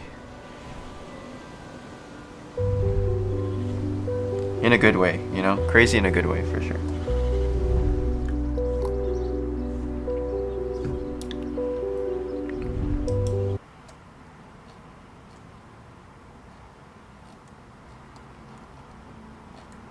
You know, I kind of feel like that too. I sort of, just with, I mean, I've been just doing a lot of studies lately because I don't know what to do in terms of designs. I need to start designing more. I feel like.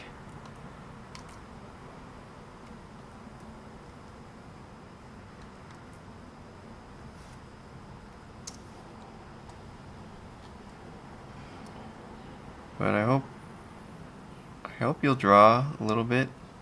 I mean, you could at least do some studies and then see where that goes.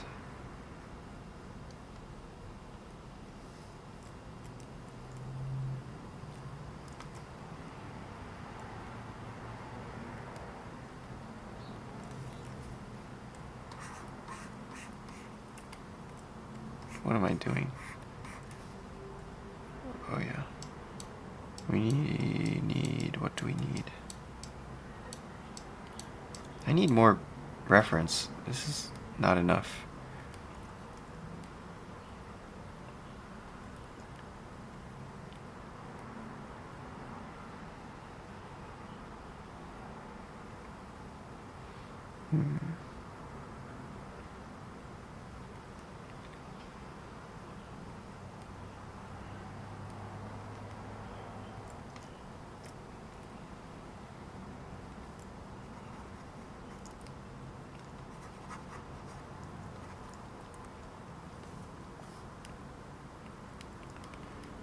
I need a little more detail here too. Relative detail, okay.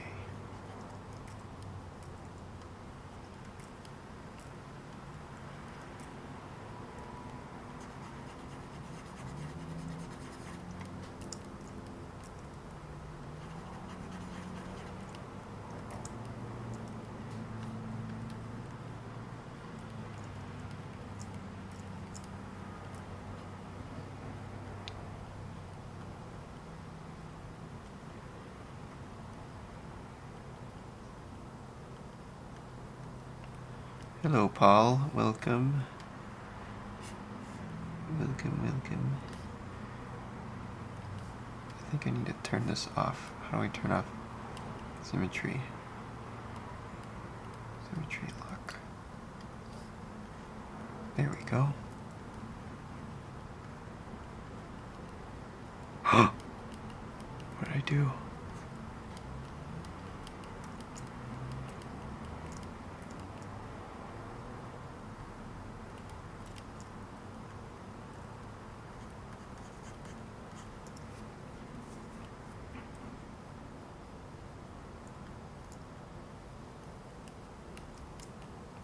Oops. Maybe a little inflate here. It's kind of. Yeah.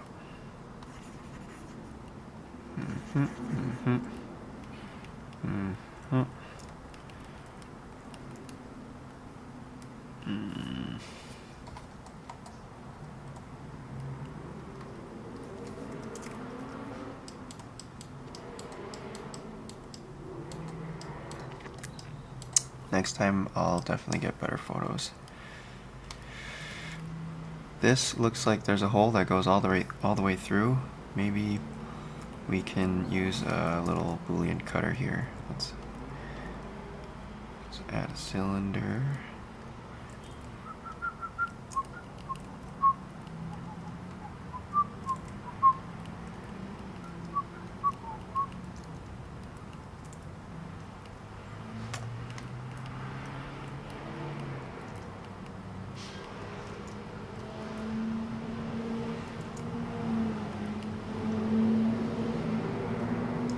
And maybe also a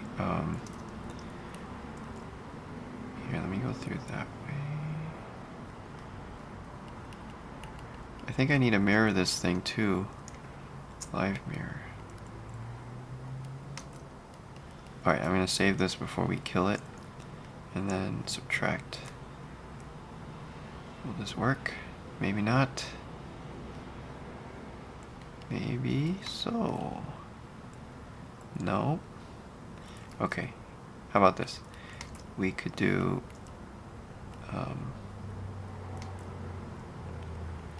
okay, I have a better idea. Let's turn off this mirror, turn off that mirror, and just reset our center to the center of the world, reset our rotation and scale, and then we can just do a regular mirror like that. And this should be able to cut through, I believe. Save this, subtract. There we go. Nice.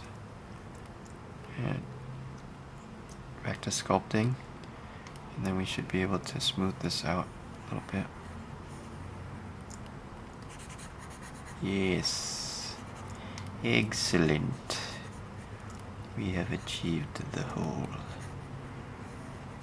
Yes, okay. This is his brain hole. Oh wait. I don't have symmetry on. Oh no. Oops. I could symmetrize it, but I don't want to because I already did this little asymmetrical detail. Oh well. The brain hole is completed. Yes.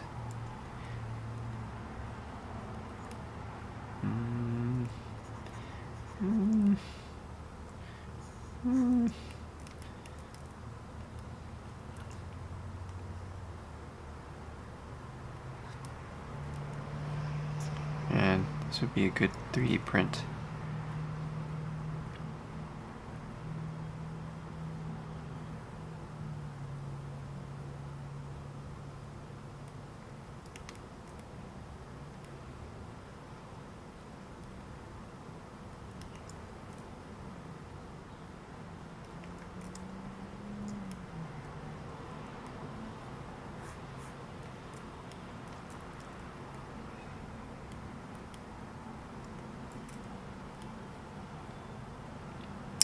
I may have made that hole too big. I have no idea how big that hole is supposed to be. Or does it go... Maybe it goes in here? Is this the shape?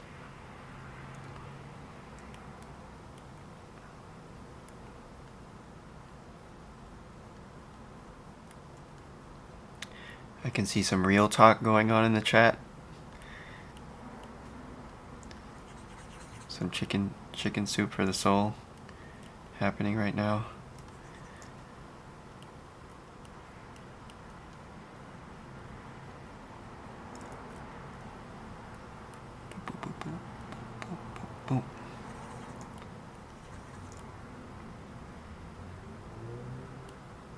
Let's see, rat skull. I should probably look at more.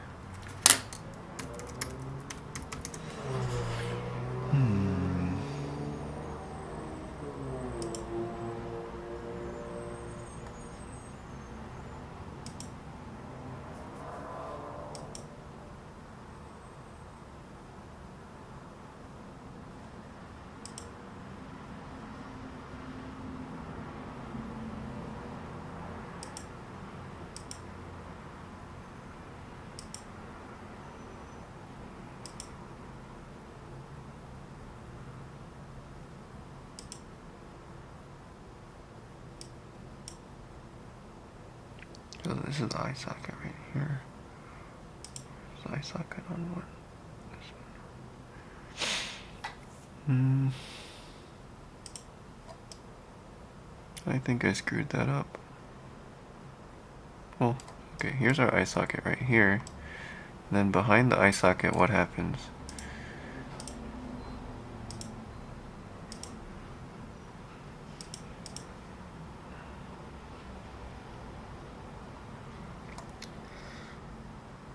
Ooh, nice chainmail. Did you do it on a FDM or a resin printer? Sounds fun.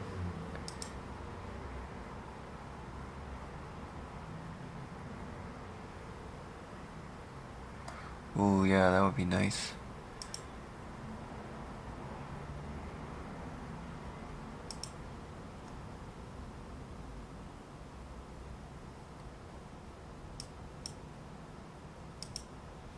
I guess it's pretty narrow here, and it goes down into a hole.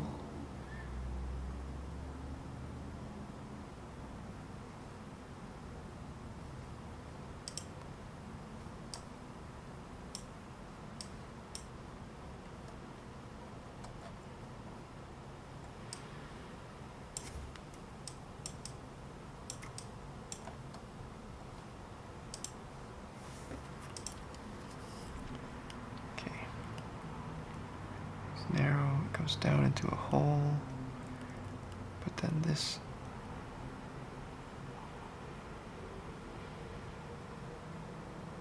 okay, here's our hole here, so that needs to go down into the floor, and then this hole over here in the front. I think this hole is not that big.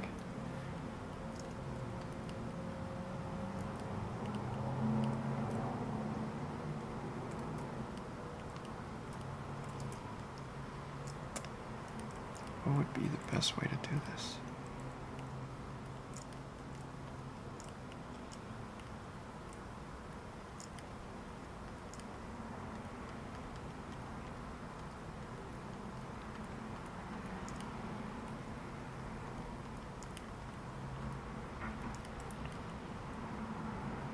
I'm going to try to just scale these in.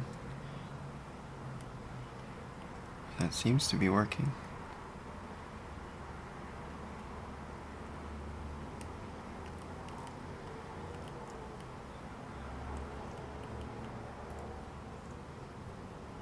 Well, can't find a reference for that right now, but this is probably wrong. I'm just guessing here.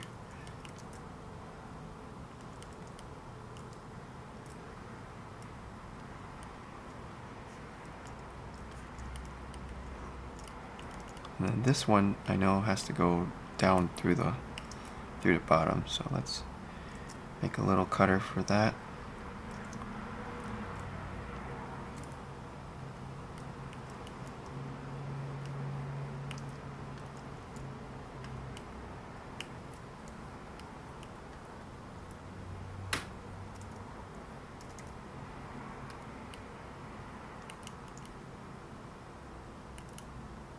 That looks good. We can go Shift X, live mirror, save this, and then cut it out of here. Subtract.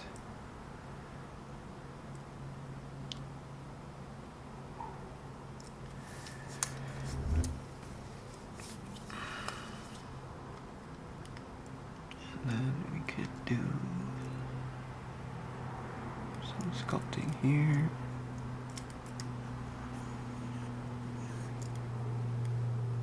Smooth it out.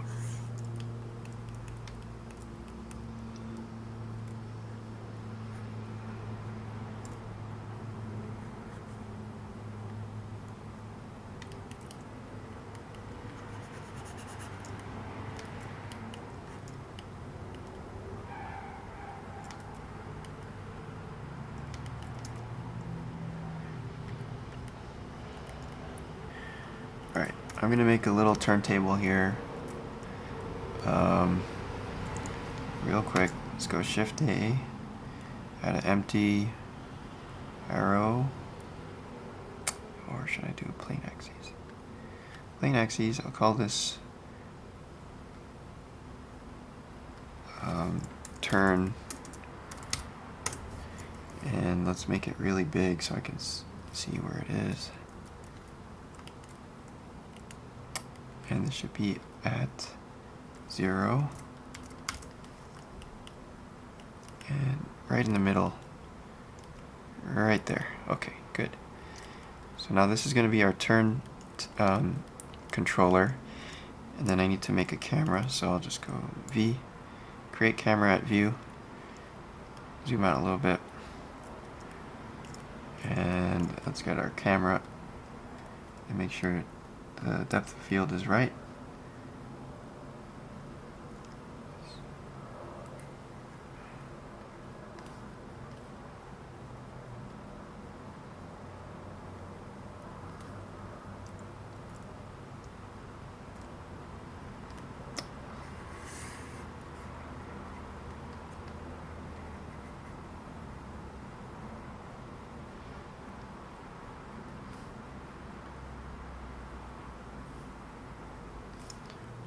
Actually, let me make a...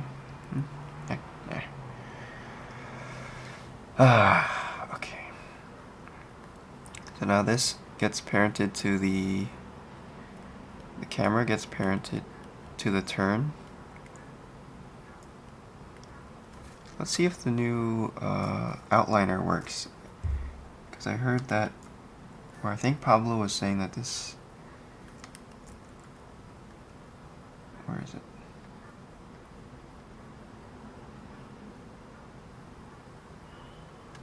Never mind. It seems that... What the hell?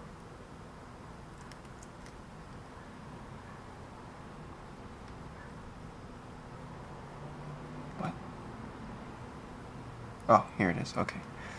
So if I drag the camera onto the turn... God damn it, still doesn't work. Let me parent this shit. Oh, there we go. Shift to parent. No? Control to link, shift to parent. Shift to parent.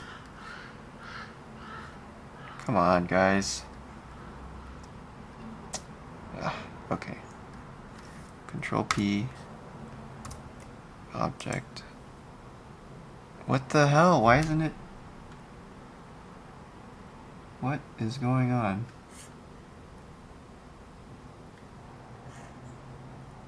Can you parent?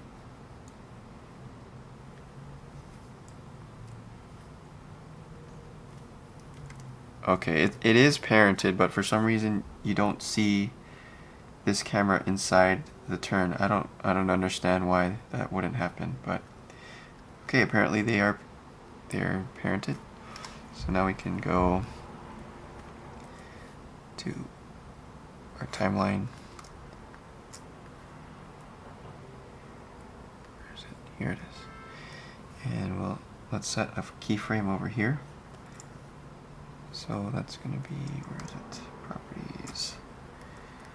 Oh my god. Too many windows. Location, or rotation on Z. Insert single keyframe. And then let's go to 120. And type 360. Insert single keyframe. And then Shift E, linear. And see how that goes.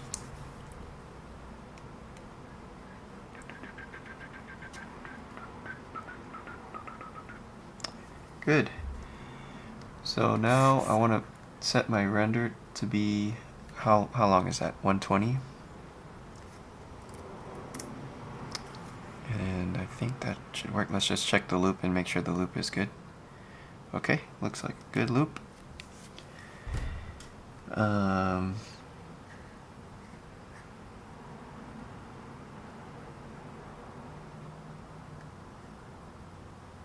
Okay.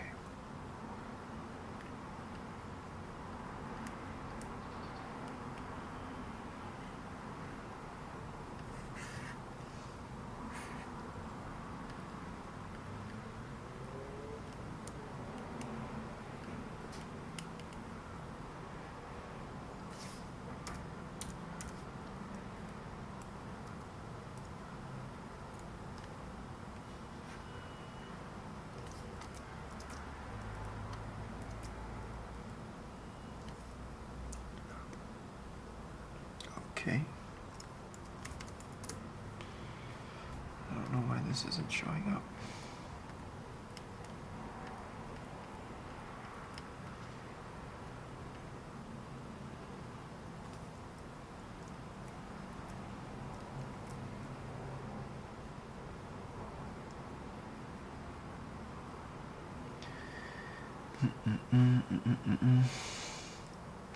Oh, Snoodle says we should reduce the SSS.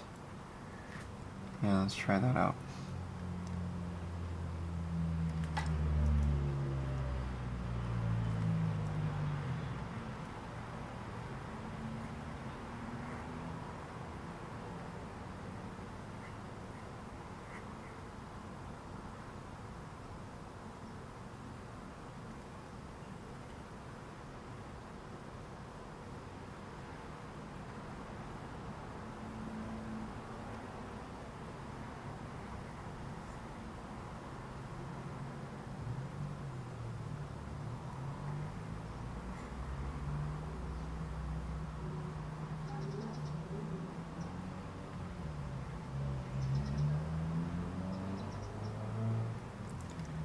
Hello, Vincent.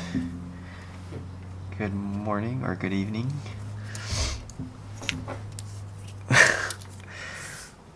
What is Lukashenko? Oh, jeez. Oh, my back. Ow, ow, ow, ow, ow. Oof.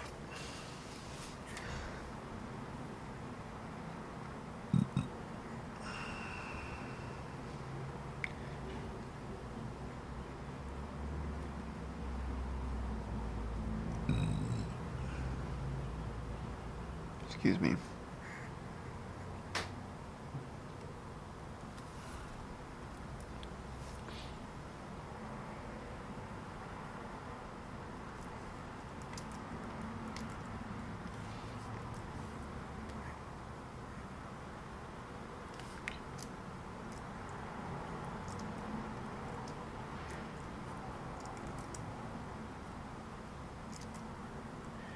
Another thing we could try is subsurface on this. There you go. I'm going to save this before I crash here. The subsurface is really tough to see any difference here, so I might just leave it off.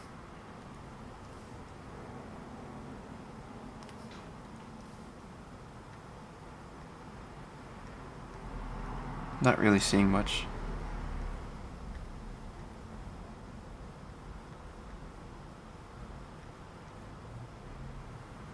Yeah, it's almost nothing. I'm fine without it.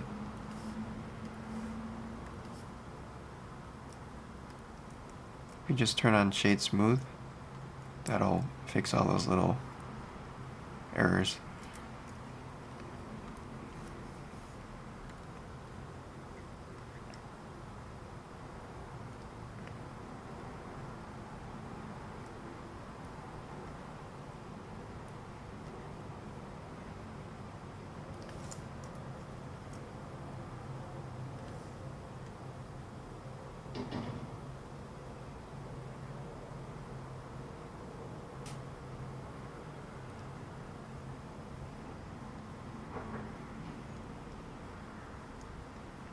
Copy this color before I change it.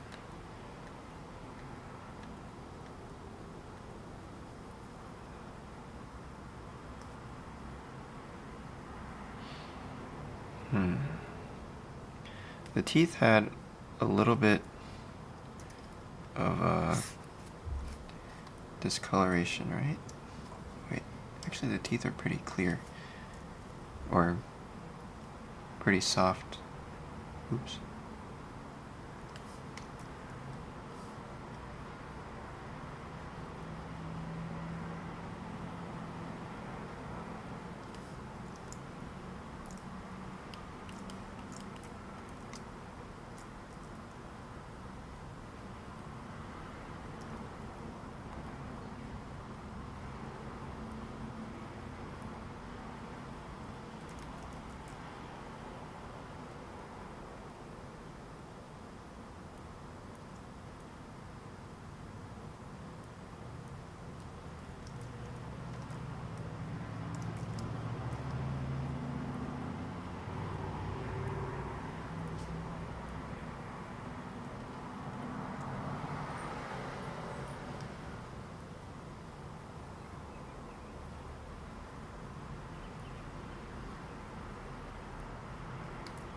Ah, no.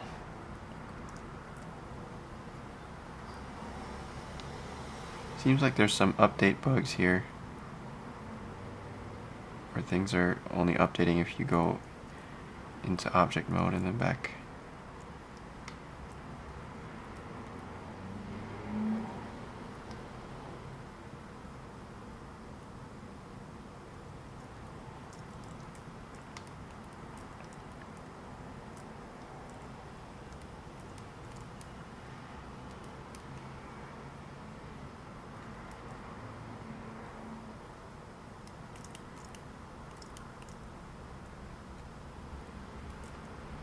What?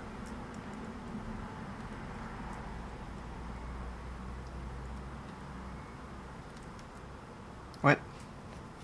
Why does it keep knocking me out of sculpt mode every time I undo?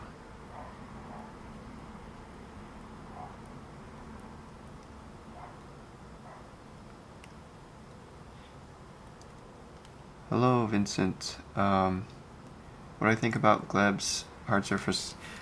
I don't know. I haven't watched the video, but it looks pretty in depth. It looks pretty cool, and yeah, I'll be interested to see how he solves some of those problems without any plugins. But yeah, has anybody here tried to watch Gleb's hard surface videos, or his latest hard surface one?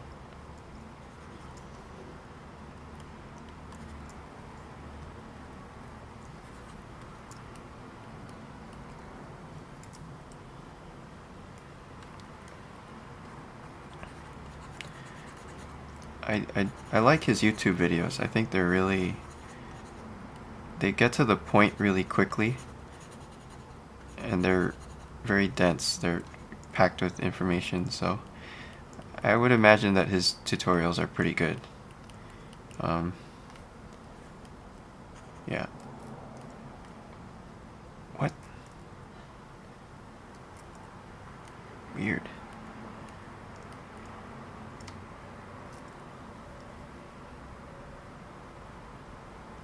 Oh, okay. No paid ones yet.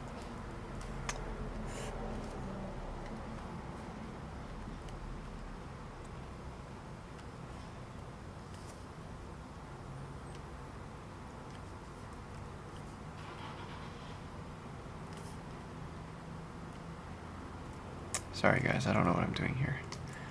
Let me get back to the camera. This one.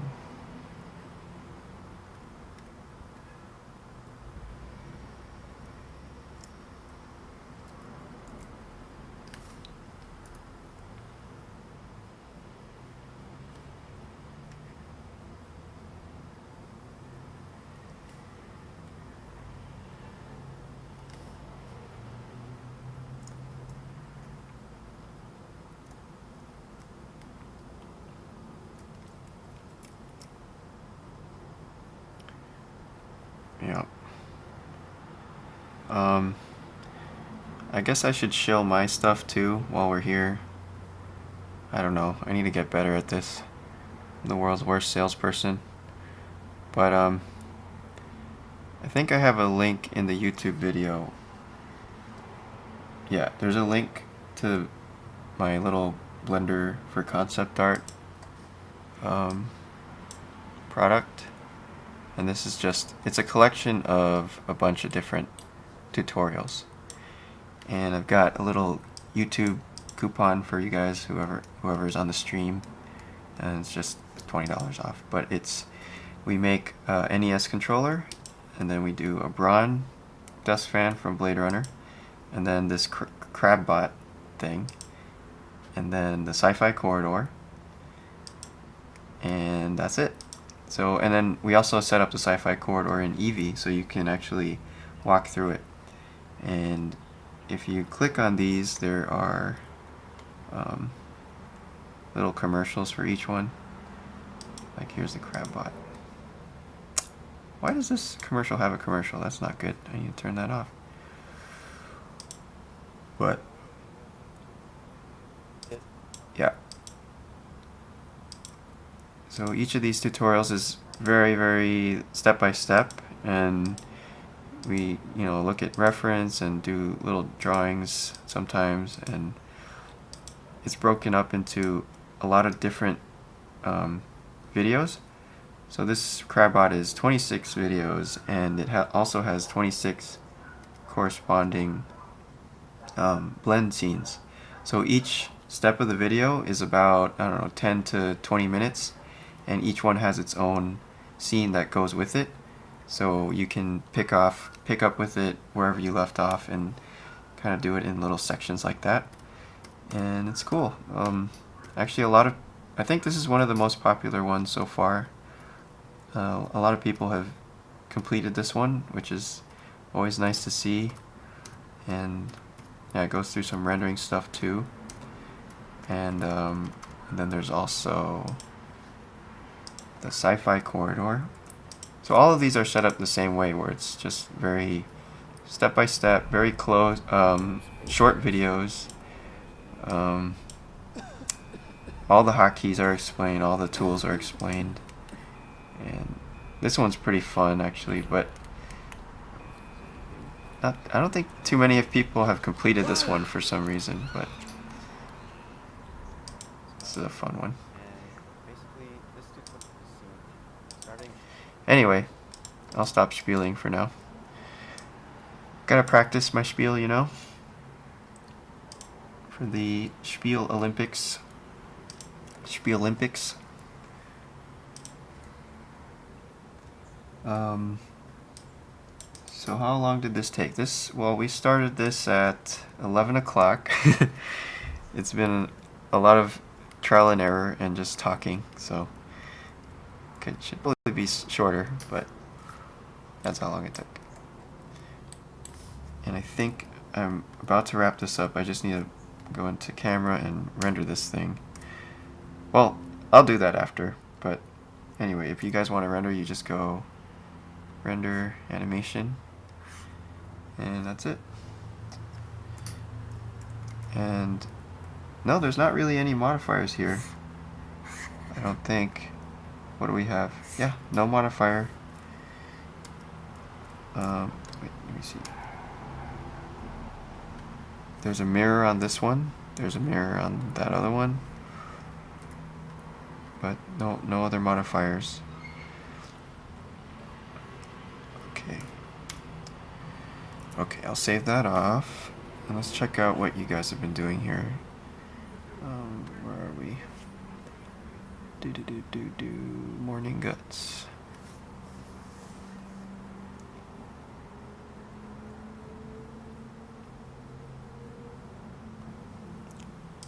How long again? We started at 11 a.m.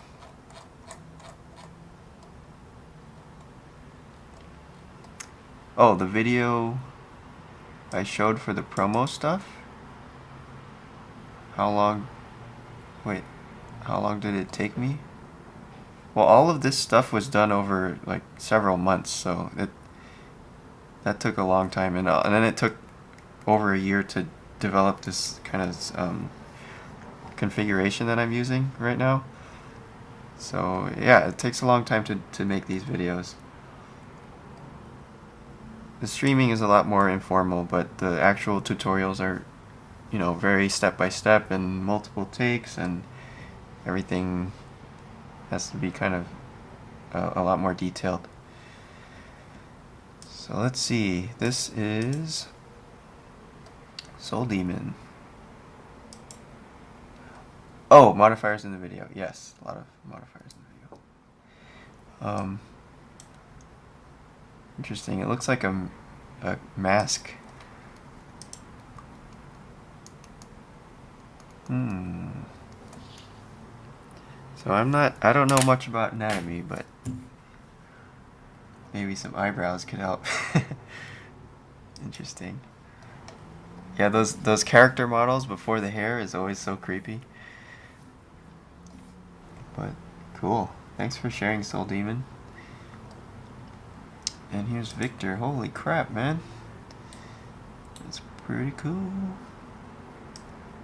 Ooh. Black on black on black on blue.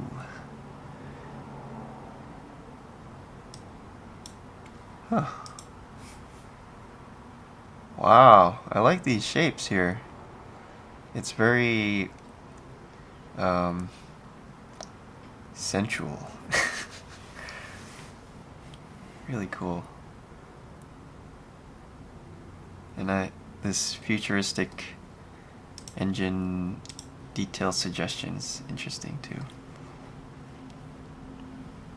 I don't know what this spring is doing though. It's a bit confusing.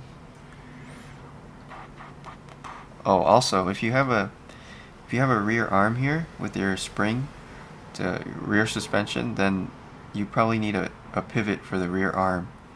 So either here or there or somewhere we should be seeing a pivot.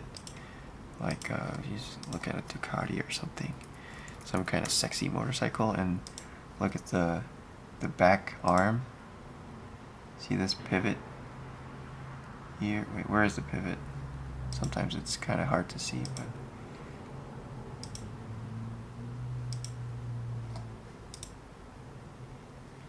right here. So here's your shock absorber, and then the rear arm goes over here, and it connects to a pivot. I think that's it right there. Let's see, Ducati Monster.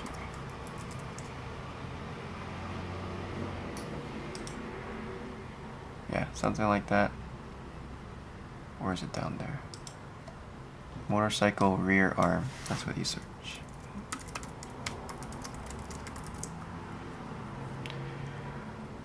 Yeah, so here, look at these kind of pieces and see how they fit together, and where do they pivot is the most important thing, really. Like here's the shock absorber, and then the pivot is over here for the rear arm. And then you can even see how much space they give the rear arm to swing. So it's gonna go up and down like right in between here. And also look at, everything that has a movement to it, like this thing here, is going to adjust back and forth here. Maybe these slots here have, I don't know if they have movement there, but pay attention to how things would move and how things rotate and how they fit together.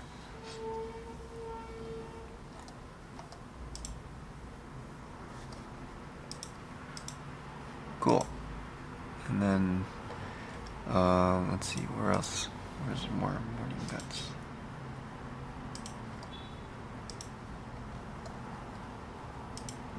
And here's Alex. Whoa. Cool. Is this a displacement thing or a sculpting? How do you do that? The water looks interesting too.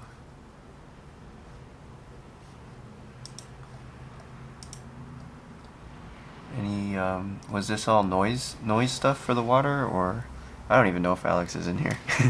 Could be just talking to myself right now.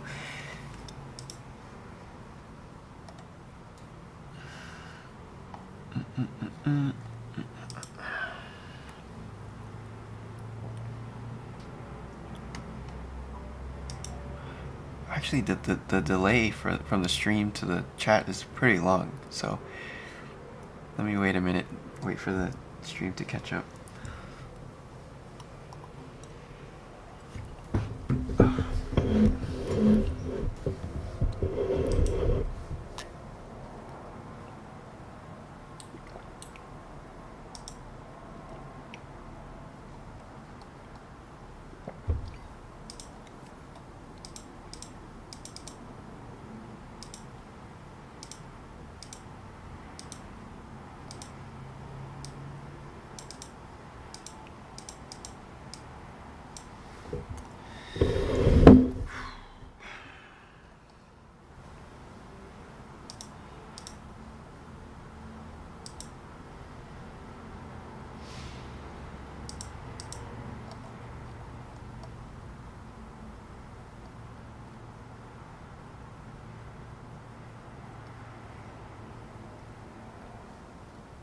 Are these photos from a Google Drive link or Discord channel?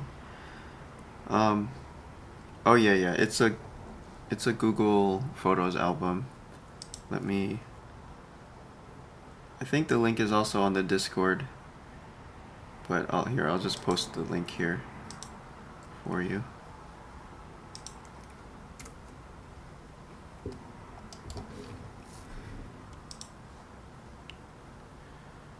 Alright, then I'm gonna render this off. But anyway, I think that's it, guys. I don't know if anyone else is uploading to here today, but I'll just refresh this. Maybe I'll upload my picture too.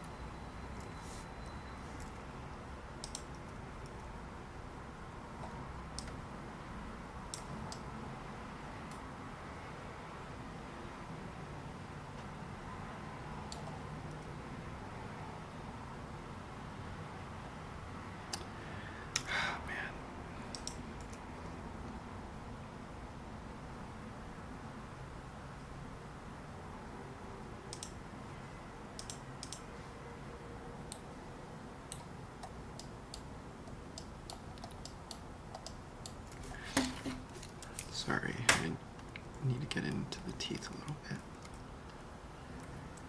Oh man, this is taking way too long.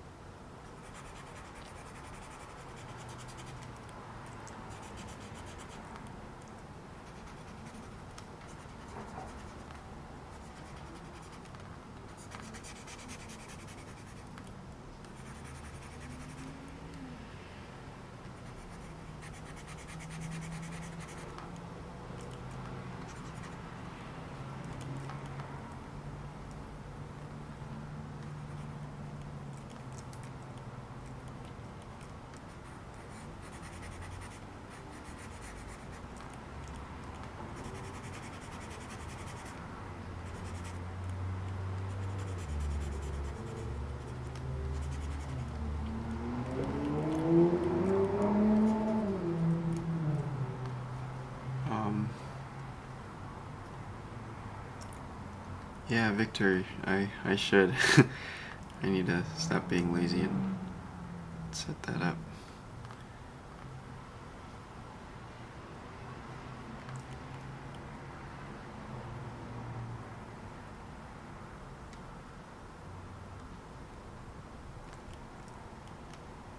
Are there a lot of art discords out there right now? I'm just curious because it's all kind of new to me.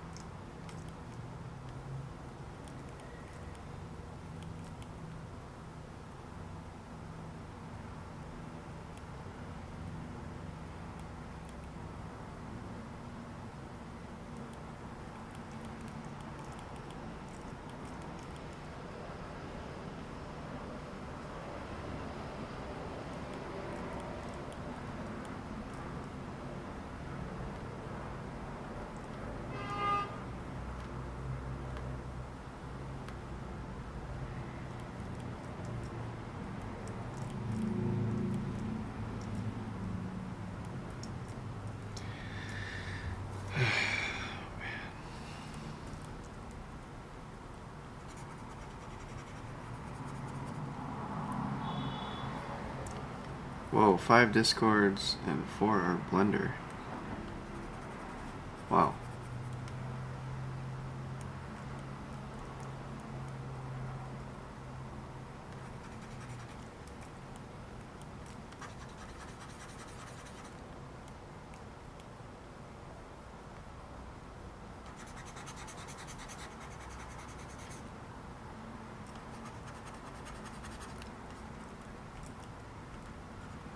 Oh.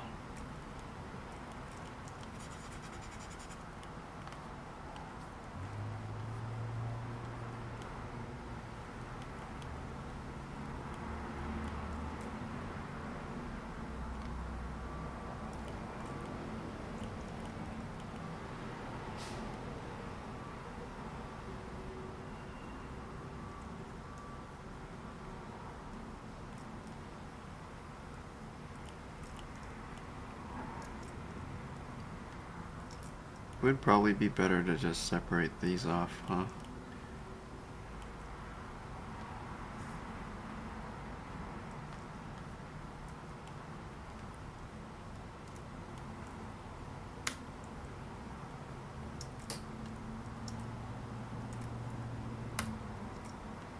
So I'm just breaking these off.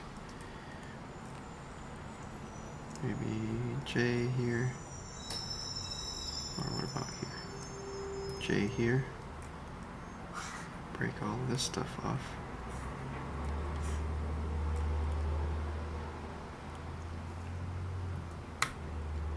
P to break it off, and then F to fill it up. Same thing here. F. Now we have a couple different teeth. I feel like this will be easier.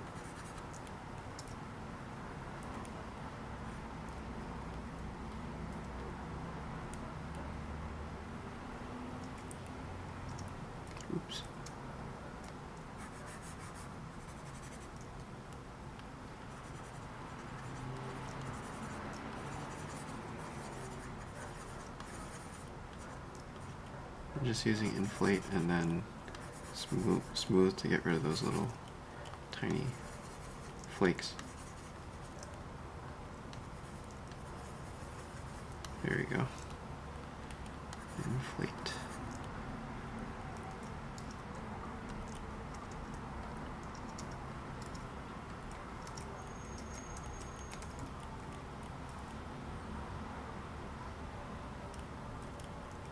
Even though in the picture you don't really see the separation between the teeth. Oh god, maybe this is just a shitty picture.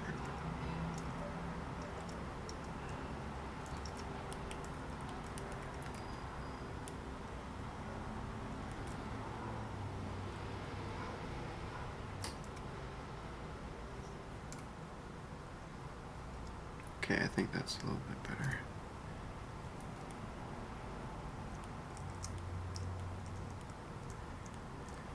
Okay, view, render.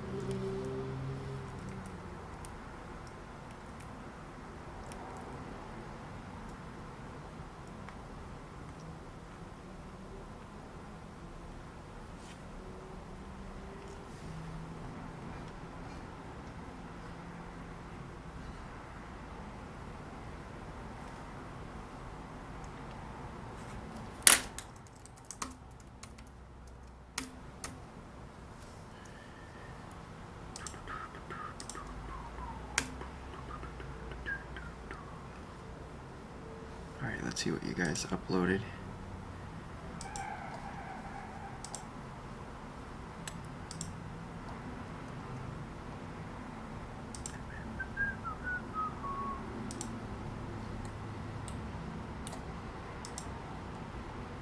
Where are you, Rat Skull?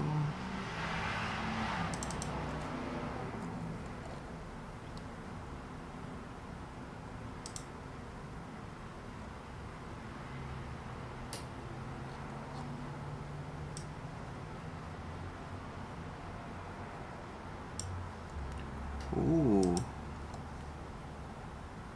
Is that your 3D print? Interesting.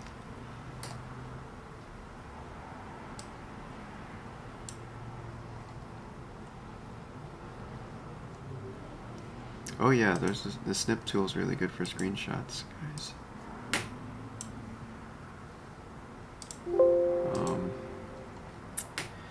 Alright. Wow, this was a long stream. Jesus, I need to go. I need to eat. But I had fun. I think I'm gonna keep doing some sculpting next time. Or, yeah, I'm gonna keep playing with it. Anyway, thanks so much for sticking with me today, guys. Thanks for all the suggestions. I hope you found some cool stuff in here. And see you next time. Tomorrow, 11 a.m. PST. One more time. See you later.